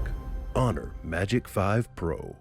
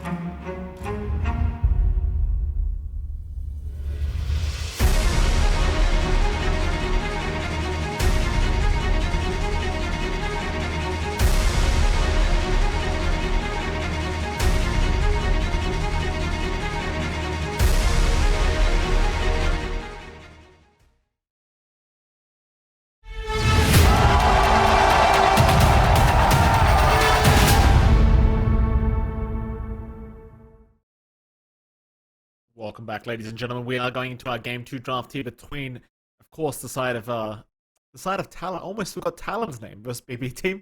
It is MLP Dota and John X5. Jonathan, I don't know what it is. Every time I'm casting with you and it's a Talon game, I gotta throw in a shot here and there, I suppose. But that I honestly did almost forget that time. Still, game number 1, 60 minutes in. BB Team. Would you call it a comeback? Because it felt like Talon were in a pretty solid lead at one stage. I guess it's fair to say it was a pretty even game between the two teams, but BB Team managed to take it out game number 1. Game 2, you tell me. What changes do we need to see from Talon to try and give themselves a good chance in game number 2? Ban Undying, I think, is the one thing I'd like to say. That was really a massive issue there. And Savage's laning was pretty atrocious. Let's face it. He died multiple times to Pure. Pure had an extremely strong start. He had really good timing on the Vanguard Ags, even though the impact of that wasn't really felt until later on. Still managed to farm up a Storm, so you'd want some stronger lanes to come out here for Talon. I think the one shining light there for Talon really was just Mikato. He basically carried him through the early to mid game. Like, it was all down to his TA. If he didn't manage to get that momentum going, I feel like Talon would have lost by maybe 25 if that TA was shut down on top of everything else happening in the side lanes. So they need to get some stronger laning presence. I think the Jabs Enigma wasn't too bad. Again, it didn't have the smoothest time up against Nightfall, but eventually you did have your impact with the double black hole. It's just grab ally is it's a spell, so you have to remove Undying. If you don't pick Undying yourself, just take it out. It's really dumb. And props to Toronto Tokyo. He really played that well. I'm not taking anything away from him, but the fact that this spell used to be even worse is kind of insane. It is insane, Jonathan, but like you said, props to Toronto Tokyo for making it look... I'd say he made it look even better than it usually does, quite frankly. There's just so many saves in the middle of these black holes, and Toronto has been certainly... I wouldn't say surprising me, because again, he is a TI winner, and basically won TI based off his analysis of that Game 5, but nevertheless, John, fantastic performances all around. I'm always kind of intrigued by the fact that he went from POS 2 to POS 5, yet still has incredible impact on his team, which is, again, very, very impressive from his side of things, and that was another incredible performance from the man. See if he does repeat the performance here in game number 2, as we should be heading into the draft rather soon. Talon, of course, the ones now with the backs against the wall, trying to force a draw against BBT. And you know what? If they do force a draw against BBT, I think Talon are just still sitting in a very strong position for the group stages. And I think just taking one game off a team like BBT is going to still feel really damn good. Even if they did lose 2-0 to Secret earlier, nevertheless, it is still BBT, and that they've been a fantastic team throughout the Riyadh Masters so far. So we do have a draft on our hands now, so we can head over to that. See if they do prioritize that Undying ban you talked about for Talon and the things. But my main issue with that is, John, you ban out Undying, you still have Ench, you still have Chen, you still have Elder Titan. They left all those heroes in the first draft, though. They left literally all of that, so I think if you had to choose any, they could have gone into any of those, but it was the Undying that came out. It was the Undying that was really the bane of Jab's life and all of Talon's life. Might as well take care of it if they can somehow do it. They don't have first pick here on Talon as well. They can't try to sneak that Undying pick for themselves. And even with their first pick last time, they did open up with a straightforward silencer, so we'll see if things change. BBT, they do take care of the Elder Titan themselves, along with the Timbersaw.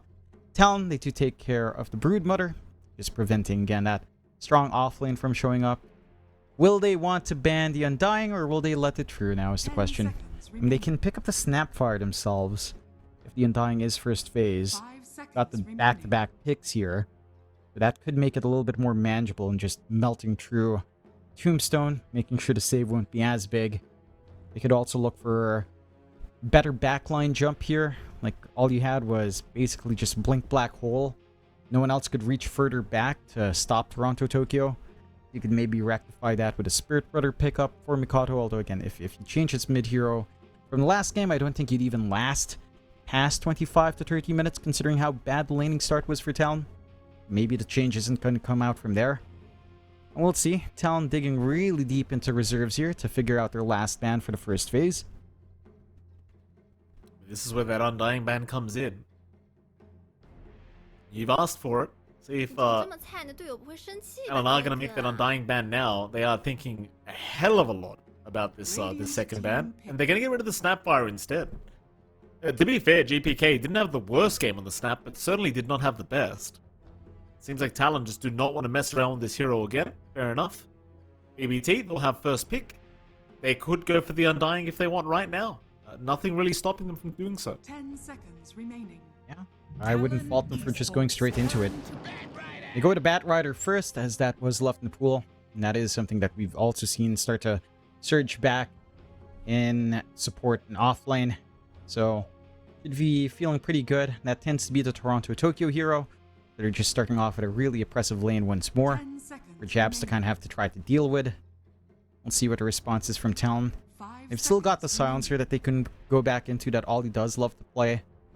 It is something that they've constantly drafted for him for the past 3 tours now, it feels like. Esports turn to And they'll go with the Ember pickup first. So they hammer in the Mikado hero of choice. I say that, but I do get flashbacks, Mike. Other position Embers. Offlane Ember is the one that's Don't coming say into it. my mind for some reason. Don't do it. 10 seconds remaining.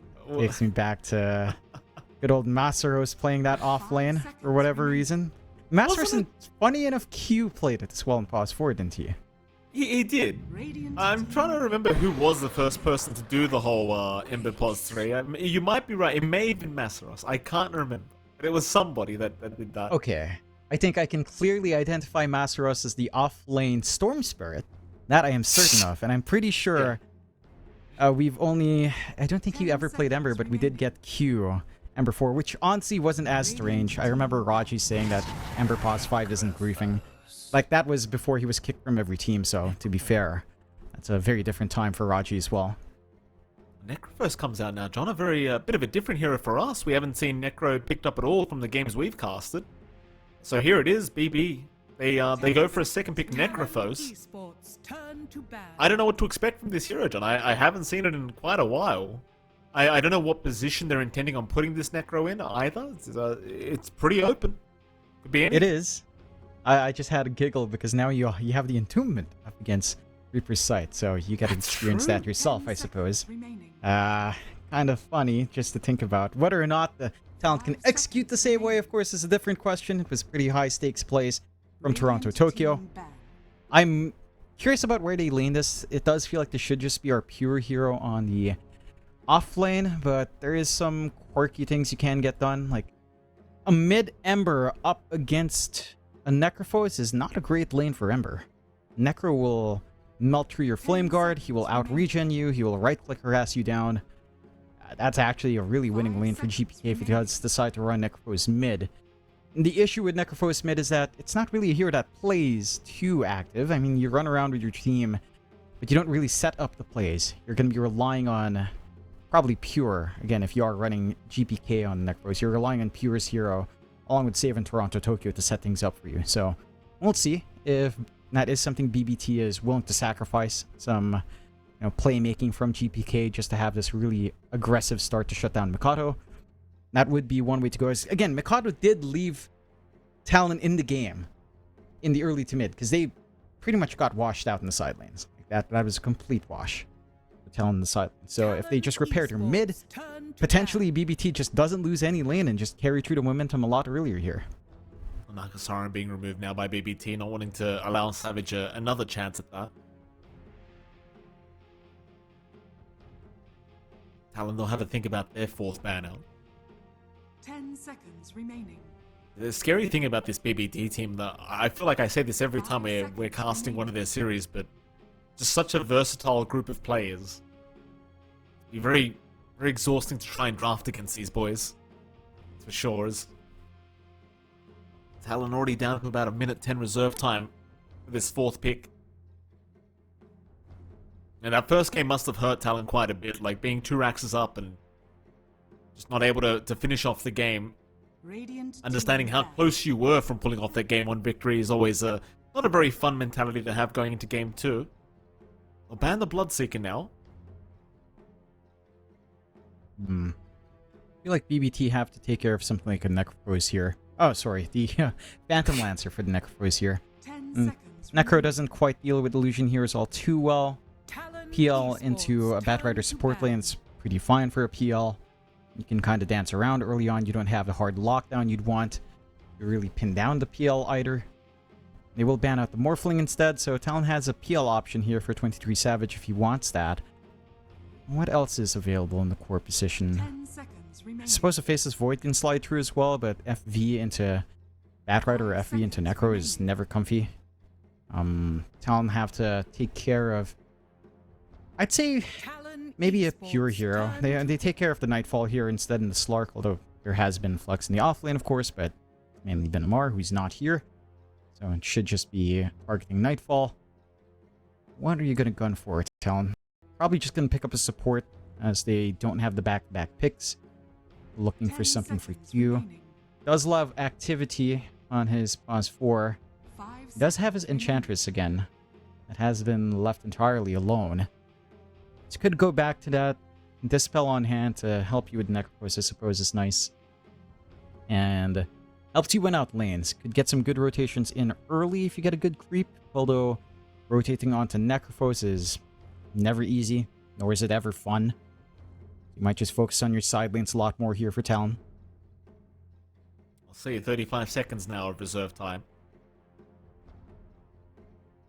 Do they want the end? Is that what Q's asking for? They're gonna go down the Lena route Ooh. now. So where's this going? Ooh. Well, what's going on now, John? Lena Is mid. this... It's got to be Lena mid. So where's the Ember gone? Savage Ember, Q Ember. I shudder at the thought of saying Q or Jabs Ember. But chances are that's where this draft goes, Mike. Oh. We're actually getting the good old Motivate Trust Pause 4 Ember, perhaps. Definitely a possibility that we can't write off, unfortunately.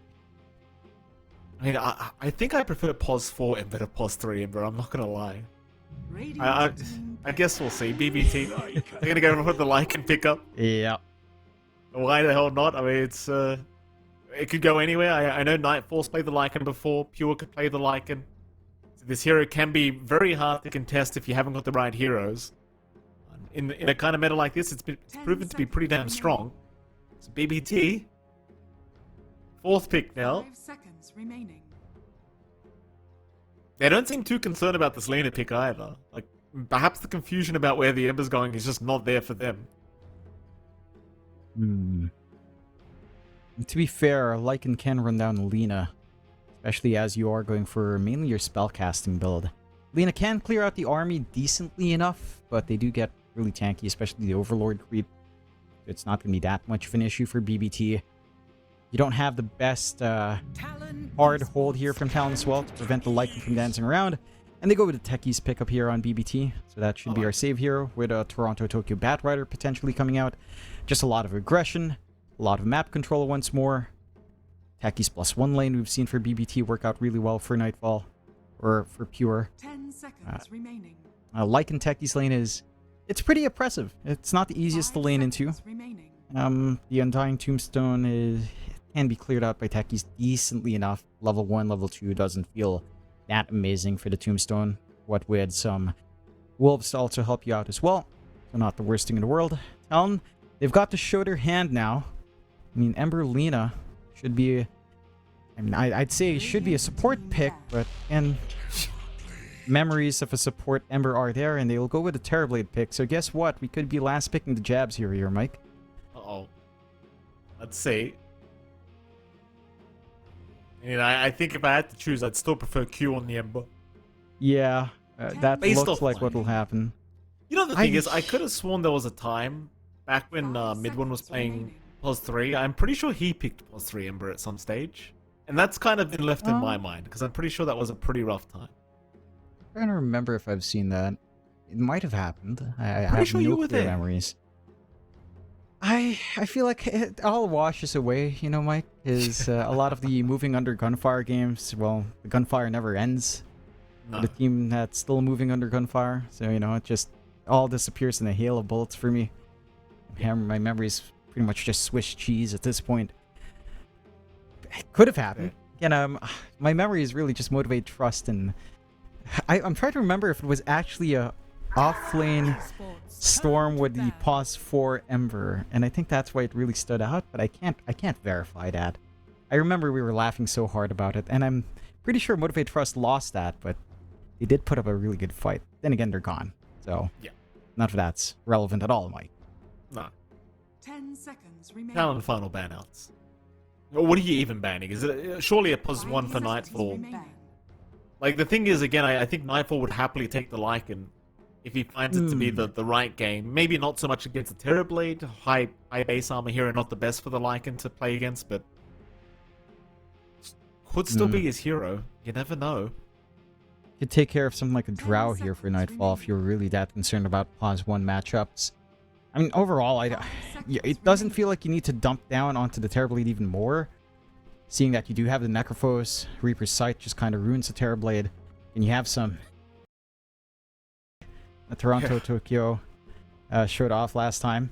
Talon Oh, Esports maybe turn Talon to can do the ban. same thing. Darkseer ban out here for BBT as well. So they are expecting. Well, I can't confidently say they're expecting Ember Pause 4, but I feel like they must understand that it's going to be a Lina mid to deal with Necrophos here, as that is the one lane that feels stable for Talon coming out. But, I don't know. What's left here for Jabs? Remaining. There's a Beastmaster as an option, I suppose. Radiant God, is team Jabs hate. going to think about doing something weird with his offlane? What do you mean? Think I about don't know. doing something weird. It's pretty much every game Hey, something weird's happening with Jabs. Well, last game was more bog standard for Jabs. You know, you have to admit, it wasn't too strange. Tidehunter does come out. That should be our pure here on the offlane. And very stable lane. Just run Tide Techies, easy to run down. Some minus armor early on to deal with Terrorblade whenever Metamorphosis isn't up. It's going to be a pretty dangerous lane for Savage 10 to deal with. seconds remaining. Maybe get some relief out from your Undying. Good team fight 5 coming out from seconds BBT. remaining. Good push. You've got Howl minus armor plus Gush. They can rip apart some of these heroes very fast. What is the Jabs hero? What will it be, Jabs?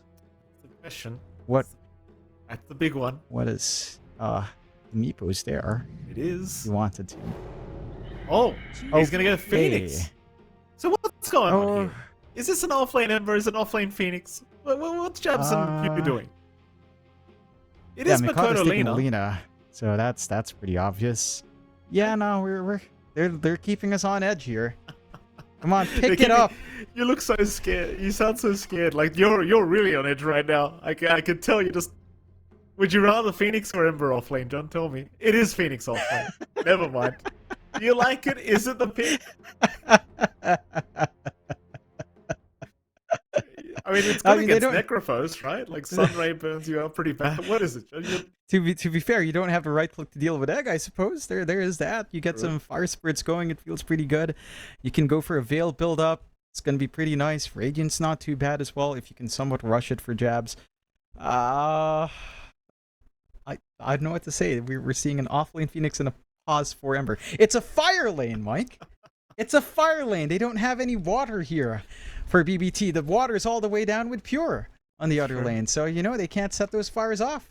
That is I very, guess very. that's maybe Talon's game plan. Set the forest on fire if they could. It's a solid enough draft if you get over the fact that you will have an Ember Pause 4. But again, Q's done this. I can't believe that's relevant. Q's done this before in Motivate Trust. Why is that relevant here? Why did they do it? Sunby, why did you allow this? You think- baited out the Necrophos matchup, but why? I think that's the whole idea. Like, they saw the Necro, they're probably going to be like, okay, that's a mid Necro we're playing against. Let's not run the Ember, 'cause it's going to be a hard match, so choose the Lina instead. Hugh, can you play Pulse for Ember? Of course I can, boss, is probably what he said, and then we go. We're off to the races. Game number 2. I love Talon for this reason, though. They bring out something different. It might look really, really dumb, but it might be really, really good. We don't know yet, Jonathan. We're going to have to wait and see. Could be. I feel like there's a lot of pressure on Ollie to basically save this team. Just get your shard, Ollie.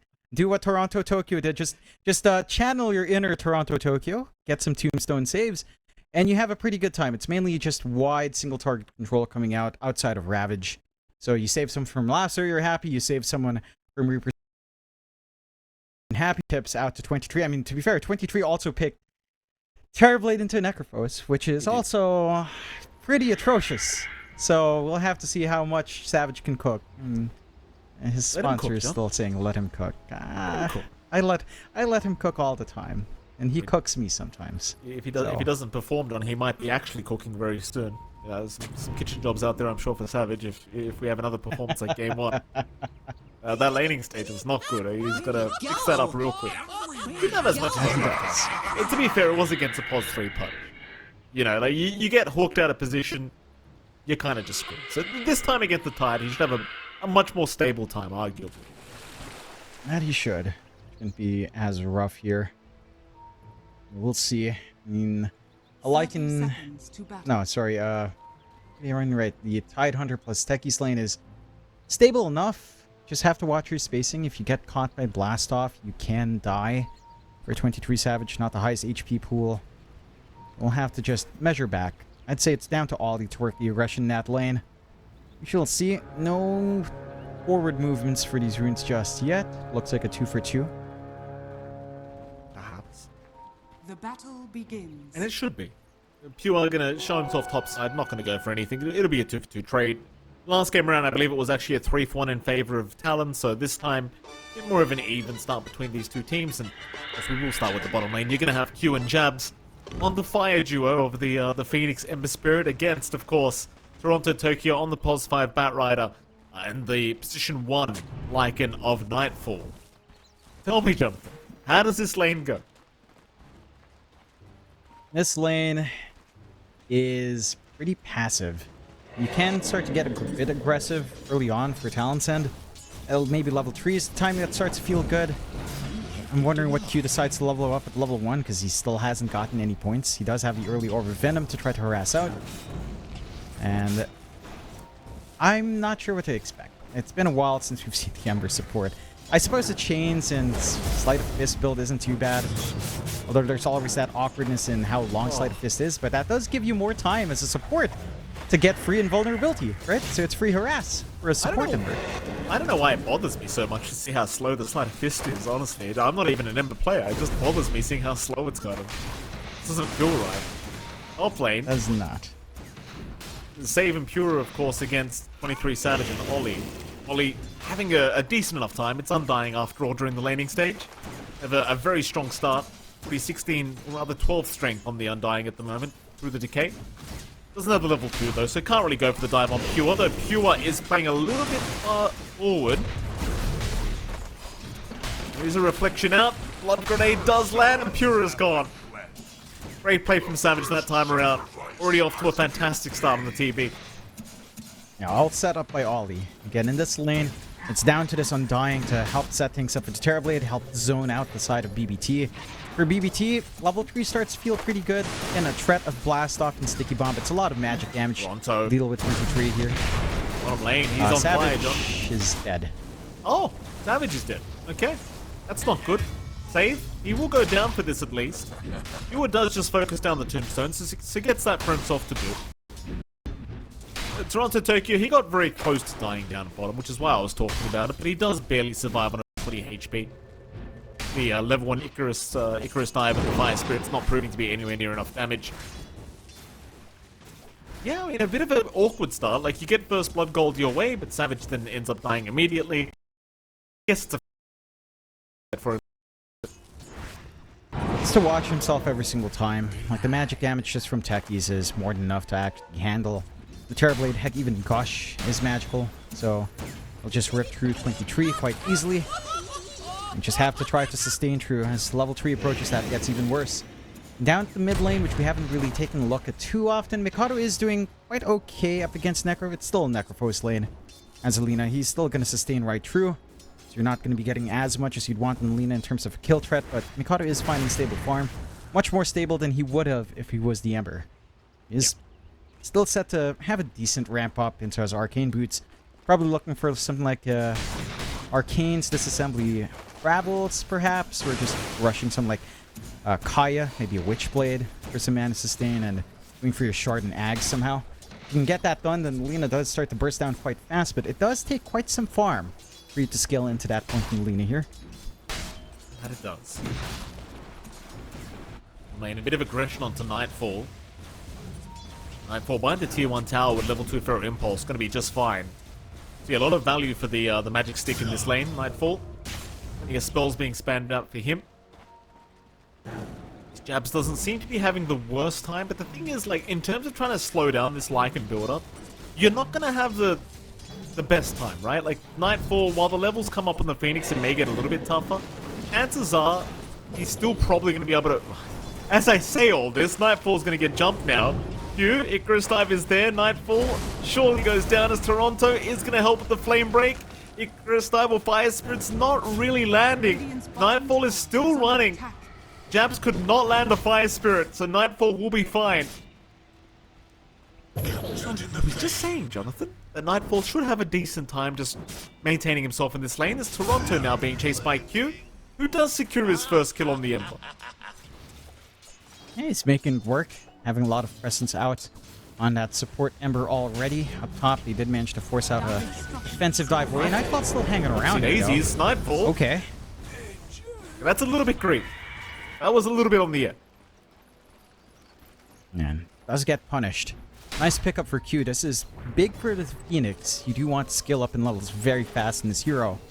Having that kill pretty much come out solo for Jabs, get a little bit more speed going his way, is pretty damn big. He is rushing to Meteor Hammer build up here as well. Yeah. The okay top lane. I used to love this this build on Phoenix, the Meteor Hammer build. Just Icarus dive into the Meteor Hammer on the tier 1 tower. Like, I don't rate it quite as highly as I used to, but it's almost like the Tide Meteor, right? Like, it's a hero you can't really kill when he's just pushing down towers with Meteor Hammer. So it can be really frustrating to deal with, and it tends to create quite a bit of space for your pulse 1. And it does. You also have to remember, I don't know how relevant this is, but Phoenix is universal. So his right-click damage build up with Meteor Hammer with a crown is actually pretty alright. So he can threaten some trades here. Mid lane, Laguna already thrown out by Makoto, but they missed the slide from Q, so no chains to follow up. GPK, he's got the Reapers. Not going to be able to get Makoto low enough yet, but oh, they just need a bit of vision now. Makoto, he's going to survive through the initial, but will go down eventually.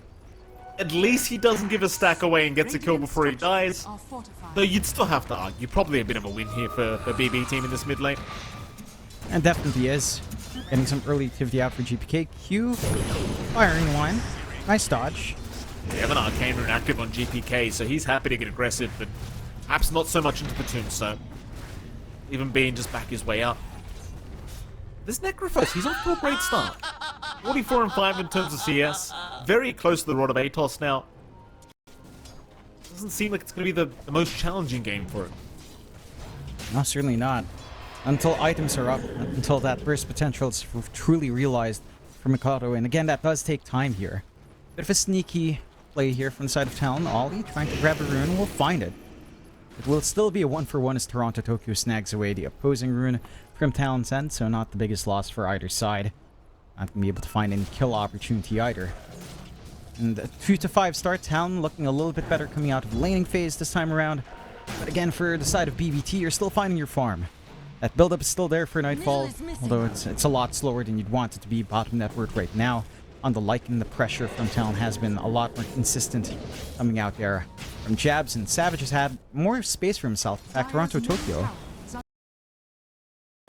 Is Toronto actually going to survive? Ollie, though, would go for a blind decay. If he lands it, it's a kill, and he will get it. Very, very nice. Ollie just... Sometimes you just got to try, and he certainly does that time around. Bottom lane, Savage has rotated through the twin gates. Jabs now has the Meteor Hammer up on the Phoenix, so the tier 1 tower is being forced in quite nicely. Pure is going to rotate to try and hold the line down in this bottom tier 1.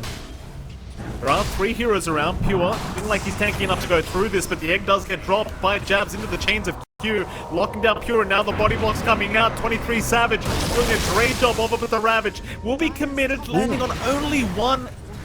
Was 2, but nobody getting really caught here by BBT. Talon, they are safe to walk out.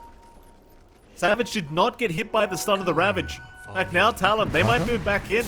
They've got Makoto to join them. Onto Toronto, they go with the Laguna. Toronto somehow still alive, but the Icarus dive, no, it's not going to land. Jabs in danger again. GPK, he's got the Reapers, but won't have enough. Sunder. The Sunder. Savage saving the day. GPK to drop. They'll get Q at least, but it's not a good trade. Good God. That is not the play you'd expect from your Terrorblade Pause 1, but he gets the save going for Jabs. Waste the sight again, and they find a kill onto GPK. They trade away Q, but a Pause 4 for the mid this time. Much happier times for Talon. So they'll be on to that push. This is something this lineup can do with Terrorblade, with early Metamorphosis, with a Meteor Hammer build-up. They can certainly look for these objectives and just try to play with space. The issue is, you're not really getting space for any of your cores. I suppose Savage has the bot lane to play around with now. No one's really able to soak up top. I suppose Mikado's trying to manage that lane himself. And does get the perfect neutral for the mid Lina here. Does have the Fairies trinket up. So, you know, just getting some early value on. Again, this here doesn't get too silly until you get your Shard and your Ags going. Like, even just Shard plus Kaya can start to feel pretty strong, but we're still a ways off from that. Still, with Mikado at number 2 in net worth, it shouldn't take too long to ramp into that point as well. Certainly shouldn't. Dire's top tower is So under far, attack. pretty even matchup between these two. Savage off the net worth board, just followed by Makoto. Savage seems to have all the space in the world for now. Dire's Compare the top farm between tower Savage is and falling. Nightfall, and it's not looking too great for the position 1 Lycan at the moment. Meanwhile, Toronto. First dive by Jabs. Q's going to show up to boot, but Toronto moving a little bit too quick for them, and they just don't have the lockdown for him. Q does show up in the end, but can't really get in range for a slight change yet. Instead, though, Jabs is more than happy to just start abusing the Meteor Hammer in the mid lane, Dire's top tower forcing Q to rotate once again on the tide to ensure that this tier 1 tower does remain defended. Toronto, he is under vision. Q, not going to go for it. Instead, they are still pressuring the mid tier 1 tower. It's perfectly fine because the Meteor Hammer's back up again. Jabs will go for that. Meanwhile, chains are around Toronto, Tokyo. They'll go for a chase on the Batrider. GPK is going to join in with the rest of his team to try and chase down Ollie, who goes for a TP attempt, but GPK will lock him down with a lot of Atos. He does have the Reapers to boot. He won't commit yet though. Ollie is just going to die to the right and still save the Reapers for Q, but it's not enough. The follow-up damage was not there, so Q is still running. Eventually he should drop. Meanwhile, to the north, Pure pumps the Ravage, trying to survive the onslaught of Savage. They are going after GPK on the next. He'll have a lands. Savage finally gets the kill done. Onto Pure he goes. He wants a tide. Pure will survive for now, but not for long. The Sunray from Jabs does the work. And I'm going to give Jabs credit, John. This position 3 Phoenix, it has been proving to do a lot of work so far. That it is. Even Q on the to get really annoying with the Fire Remnants up. Just jumping forward, disrupting the back line, forcing a lot of attention onto himself. And all your lockdowns really locked into these big ultimates. You're locked into Lasso and Sight, and you don't really want to pop that on a support Ember. So it forces some really big choices here for BBT. And Talon are getting a lot of activity early on. Mid-tier 1 cleared out, Savage joining in these fights while still finding his build-up. Yasha not too far off now. You've got Mikado already done with his Aether Lens, going for the Blink. Some aggression. For the side of BBT, the Aetos being up for GPK is pretty massive. They are having an issue in trying to get the burst damage to just instantly drop someone to trade for the Reaper's sight. And that does make it a little bit tougher. Nightfall, he's had to go for the Midas here on the Lycan. So looking to scale as the game goes on, which is a fair choice. And Lycan is a hero that scales really nicely as well.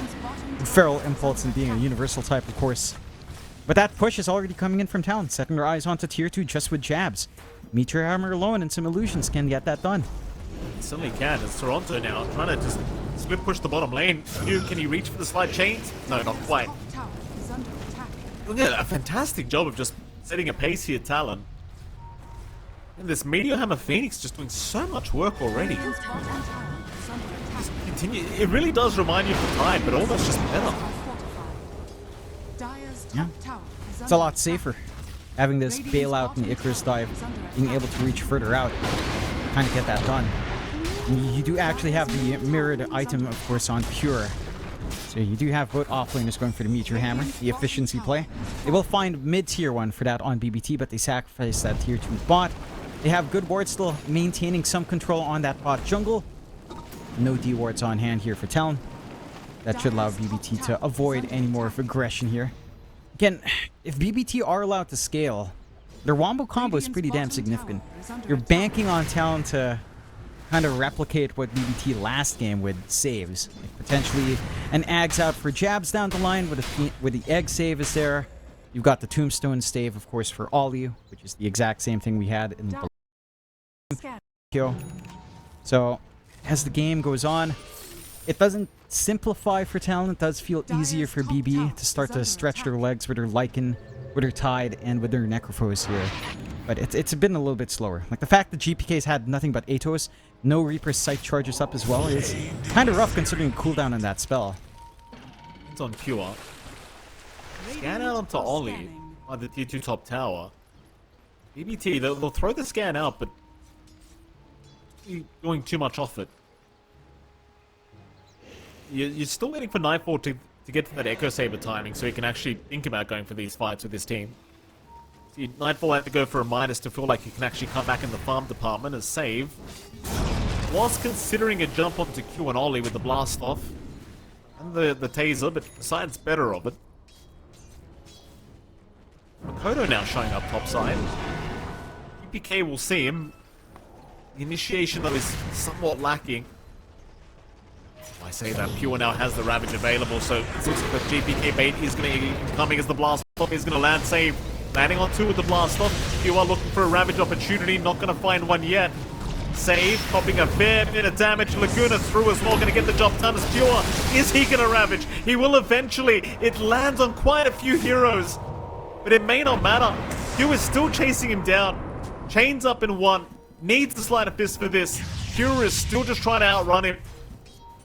But with the Rod of Atos, Pure might be fine. They only lose save for now, but they do commit quite a bit for this. With no Ravage, you probably won't want to fight anytime soon.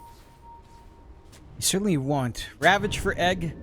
Overall a fair trade, but you'd still lose out on your support. Talon is dragging a lot of heroes out here, and they'll try for a smoke sneak around here on BBT. Pure's in big trouble. Q breaks it. Abs are going to be targeted. Toronto, he's there with the lasso into the blast off in the Reaper's side. Savage will at least take down Toronto by the looks of it, but no, he won't stick around for this. Q will rush forward instead, but the Soul Reaper is going to keep him alive as now Savage, forced to sunder, does go on to GPK. Ollie dropping low, will go down on the Undying. BBT, they're rushing. They know Savage has no Sunder available. Can they save him? Savage still running. Meteor Hammer to be thrown out. Does left from Pure. Savage has no way out of this. Will turn around with a reflection, but cannot make it. They don't have the saves. Strong plays from BBT. This is all without their Ravage up. It's a little bit awkward. Talon, Q broke that smoke as they were coming in through the ramp. Maybe not getting the vision at nighttime. Not getting that information out, and Jabs just stands his ground a little bit too long. Talon not ready to back him up there. Good pickoffs from BBT. Finally a Reaper's Sight charge coming out here for GPK. And once those stack up, it can feel really oppressive in trying to stop a Necrophos. Granted, you already have the very early Urn, of course, in action here. Makoto? From Q. Hello? Hello? Toronto? Oh, he's trying so hard to get in the fog. He might actually make it. Makoto's trying so hard to get the vision. And he can't get it. Oh, Toronto. Yeah, I tell you, this guy has always impressed me. Every game we watch him. Every single time. And that he does. He does. Always on point with the game sense. And all those game senses he built in mid. Just carrying over can be useful to have. Even on a support, just makes it so much harder to kind of hunt him down. Miss out on that opportunity. 8-11, 3k lead coming out now for BBT. And you're starting to approach that point where it's going to be hard to manage. Nightfall with the Echo Saber up. Going into what seems to be perhaps, I don't know. Could this be a Manta? Or is he just going for something like a Linken's here? Just going for the casual ultimate, or regardless, you're a universal hero type, you want all stats anyway. You do. We'll cop the blast off. One of Atos and the 3-mine setup.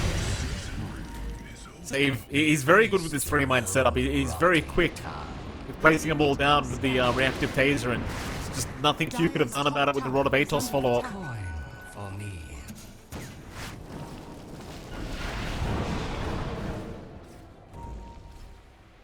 Talon, they are still grouped up down at bottom. They are going to force a rotation from Nightfall, but he wants the farm anyway. He'll be fine to take this farm away. Doesn't want the fight right now anyway. Dire's top tower Talon, they'll just take the rest of the map. I mean, they are getting relatively close now to the Ags of Makoto. The Flame Cloak to be up pretty soon, and that's when things get pretty spicy. Yeah, that's when the damage can ramp up here for the Lina. Would probably want something like the Shard as well for additional 140 damage in these fights, but it's really Wood that Ags a lot more playable for the side of Talon. 9-11, 3k lead still standing once more for BBT. Talon just needs to line these shots up. They're pumped up top. A toss on to Q. Radiant's middle tower is under attack. Talon group up as 4, trying to protect the tier 2 top, and they so because BBT back off for now. 3-man smoke up, but Pure just breaks it on his own. They just want the rotations out. They want to know that Nightfall can safely farm the bottom or mid area of the map, and now he's certainly. He is once again working onto that Manta for more stats. GPK just tipping Savage. Oh, maybe pub stuff. No. Just pubs, probably. I know. Yeah, That'll Savage is a pretty vocal guy. The GPK is secretly Pinoy. Never know. Geraldo Pineda. I don't know what a K is. Hey, Pineda's my name. You leave that one alone. It's a very common name. Like, come on, you're not Alright. unique. Your Yeah. actual name is unique, though. Anyone It can is. dox you. We won't get into that one. You are. He's okay. The tide's a bit too hard to deal with right now, even as the Luna. Excuse me, rather the Lena. Who does this favor? Like this slow game? Do you feel as though? Well, you hold that thought for a moment. BBT, they've grouped up as 4, they've smoked up as 4, and they might run right into 23 Savage. He's gonna show on the creep wave, immediately popping the wolf form, and now the lasso went out onto the TB. He has no chance of survival. See, Ollie does not have the shards up yet either, so could not save him. 9-4 chasing for more. Gonna find Ollie. He'll try to abuse the Shadow Amulet. It's not gonna work out though, it seems. Ollie's still gonna drop. BBT suddenly have a T1 bottom tower they can take for free. Tier 1 bot, perhaps a tier 2 as well. And the Tormentors for theirs for the taken here. Savage is a little bit too out of position. And punishment is severe from the side of BBT. Getting that Tormentor away as well, that could have been potentially that shard here. Radiant's For middle Ollie tower for the is saves. under Still not attack. out. They're not able to try to stall out the game that way. Ags for Mikado still being built up. You've got the Hex being built up here from Jab, so some single target control is starting to come true. And their tier 2 at least hangs on. Tormentor gone, but map control is still there. Talon, they're looking for their own plays out now with the smoke. They know sight is down. Ravage still ready on Pure though, and that can mess up these engagements for them if they're not careful. They run into Pure. Pure's gonna blink away, save again in a nice position, ready to break any smoke, but instead Roshan is where Talon's going. The BBT pick up on this. This would be a pretty nice steal on the Roshan. Talon get away with it, but an immediate scan out is gonna provide the information BBT need to get over there. It's a pretty slow process right now for Talon. The zombies are starting to stack up. BBT, they are moving in, but it's very slow. And it seems like they're going to let it go. Roshan just goes the way of Talon for free by the seams of it. They are still posturing aggressively, but not close enough to really make a big jump in. Perhaps assuming Roshan was already close to going down. They certainly did have a bit of time. Dire's middle tower is under attack. That they did. And they've got the blink ready on Toronto Tokyo. They could go for the aggressive lasso plays just from the support bat. Don't opt to do it. Don't take the risk. And they're in the lead anyway on BBT. It's more of Talon needing something to play with here. The last through this onslaught coming out from the side of BBT. And BBT's enjoying the space anyway. Full Manta up on Nightfall. Harpoon not too far away. Got the Travels plus the Halberd been running up on GPK. And Pure, he's got himself the Pipe to mitigate some of that magic damage output as well. So you've got your solutions here on BBT. You're not too scared of what Talon has on hand. It's going to take a lot more time for Savage to build in to be a massive threat on the TV. And the matchup up against the Lycan isn't the smoothest for Terrorblade. Sure, Still have a lot of armor, but there's some armor reduction coming through just from how the base damage reduction as well. It's pretty massive for something like the Terrorblade reliant on his Agi. You're still gonna have a smooth ride here on the court for head-to-heads. And Talon, well, Aegis, first Aegis does always feel like a farming Aegis.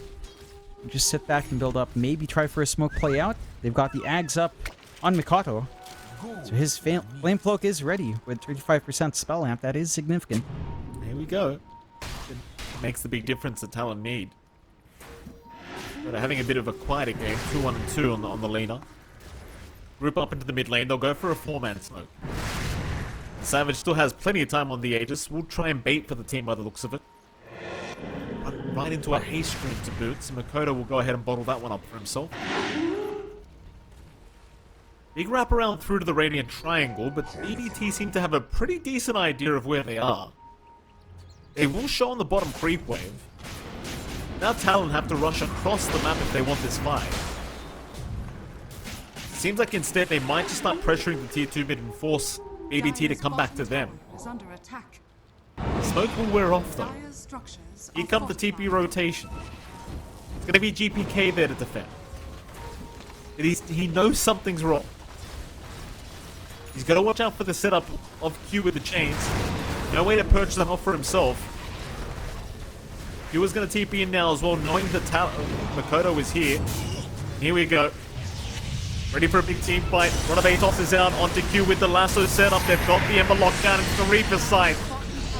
Q's down with that fireback. Savage still sticking around. Has 2 more minutes on the Aegis. Almost got the tier 2 tower, but not willing to risk his life for that. In the meantime, Nightfall just casually takes the bottom tier 2. He actually never TP'd back towards his team. And that is something Lycan can get done by himself. Has the damage output to deal with the objectives. Doesn't need to join his team. On the side of BBT, and they're just getting freebies. And GPK gets his 4th Reaper side stack, 14 HP regen, 7 mana regen on top. When he pops that Ghost Shroud, he's going to be feeling pretty damn good in the middle of these engagements. And you do have the Spirit Vessel on Q. He has at least 1 charge here, but doesn't feel like it's going to be enough anytime soon. This Q. They're going to try and jump in on the save. The thing is, they don't really have much damage. It's nighttime with Howl from Nightfall. Like, he's removing 60% of your damage. And nighttime globally with that Howl. I think, in particular, Talon really don't want to fight it during the nighttime against this Lycan. Not a very fun time. You can see Save just took no damage. Force Staff was there to dodge out the Lina spells. They aren't able to really lock in for Talon. Every kill opportunity they have just slips away from them. Side of BBT just way too slippery, way too on point for their item usage. And again, in a choked out game, this doesn't necessarily get any easier for Talon. You are still banking on something like the Shard of Volley to help you actually find these engagements, and he's having to farm up for it. So the timing is stalled out. Gonna try to smoke, but again, BPT hasn't given any opportunities away. They push away, they go back, they know where Talon's going, they know where the smokes are coming through. Talon just has no play. They're going to rush down towards the bottom lane, see if they can force a fight there. Toronto, Tokyo, and Save are still around the area, but they've got their own vision in that area. The TB Illusions and Makoto show themselves in the bottom creep wave anyway. Got a note to get out of there. Talon, they have more time for jabs to finish off the Scythe, the Vice, and the Phoenix now. A bit more control coming out. Into the mid lane they go. He just does officially expire on Savage. Getting very close now for Nightfall to have a full Skadi up on the Lycan. It's going to be a bit problematic against the TB, that is. BBT finding a Wisdom Rune at the 28-minute mark. Both of them, in fact. Talon. They got the mid-tier 2 tower with the TB Illusions. Still unable to find a fight.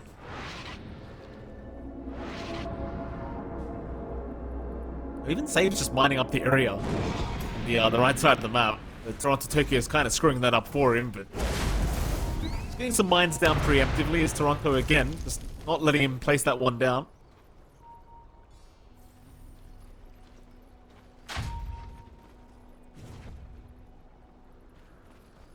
What are they, just waiting for someone to walk in to that area? Is that it? Just walk into the mines?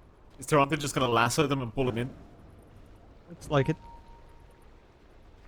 They're showing now. Makoto's a big target. If he ran up that staircase, Toronto, he's gonna try with the 4-star into the mines, and it might just be enough. Trap was set, and it worked out as well. Makoto just could not survive it. They just play it patiently. You know, BetBoom literally doesn't have to do anything this game. It's Talon that has to try to step up, and they're also opting to default to the slower style of game.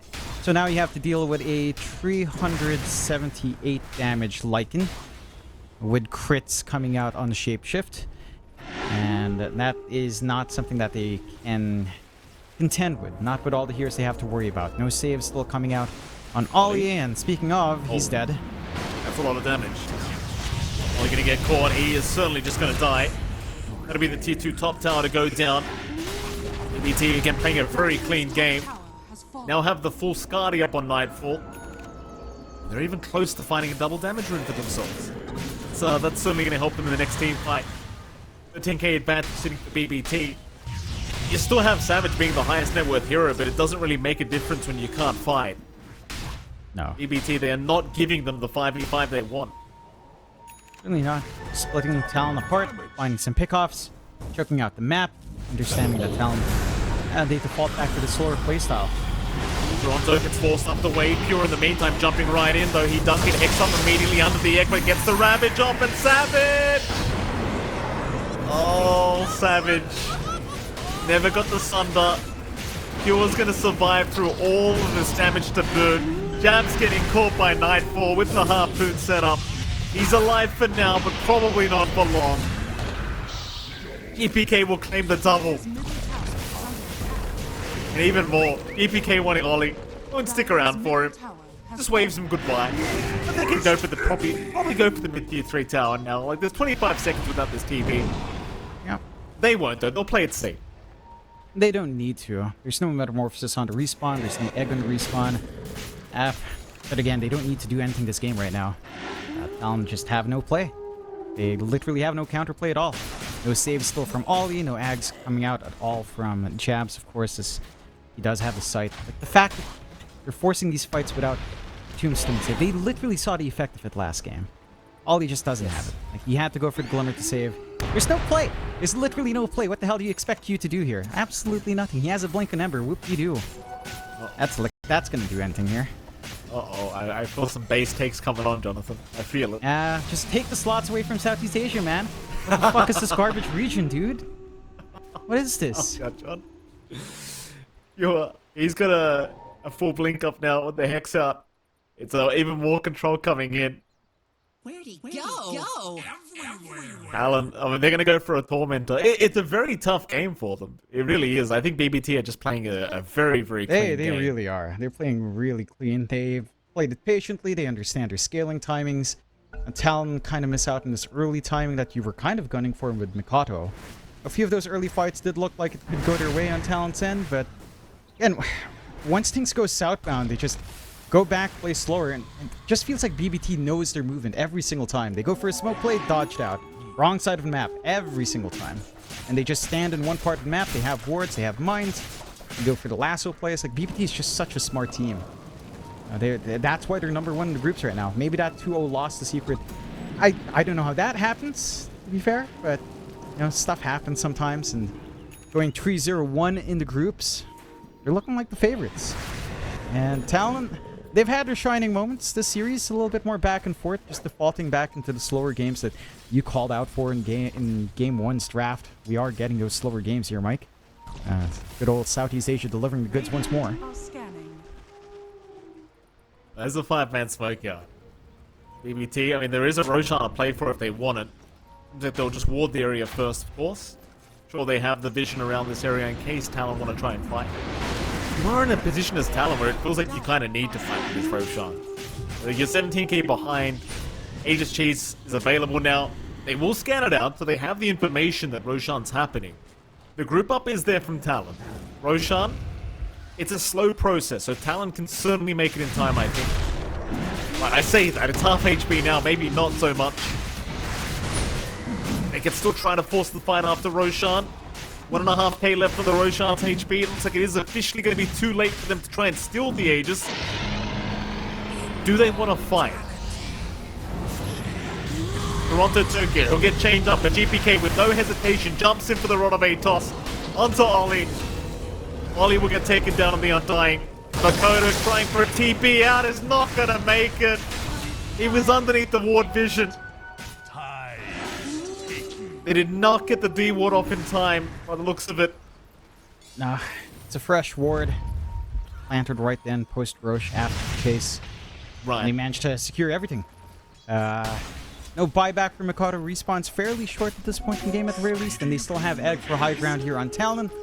But you've got everything you need on BBT. Sure, you pop Ravage, doesn't even feel necessary for these fights. You still have the Reaper Sight on GPK, and still no saves on Talon.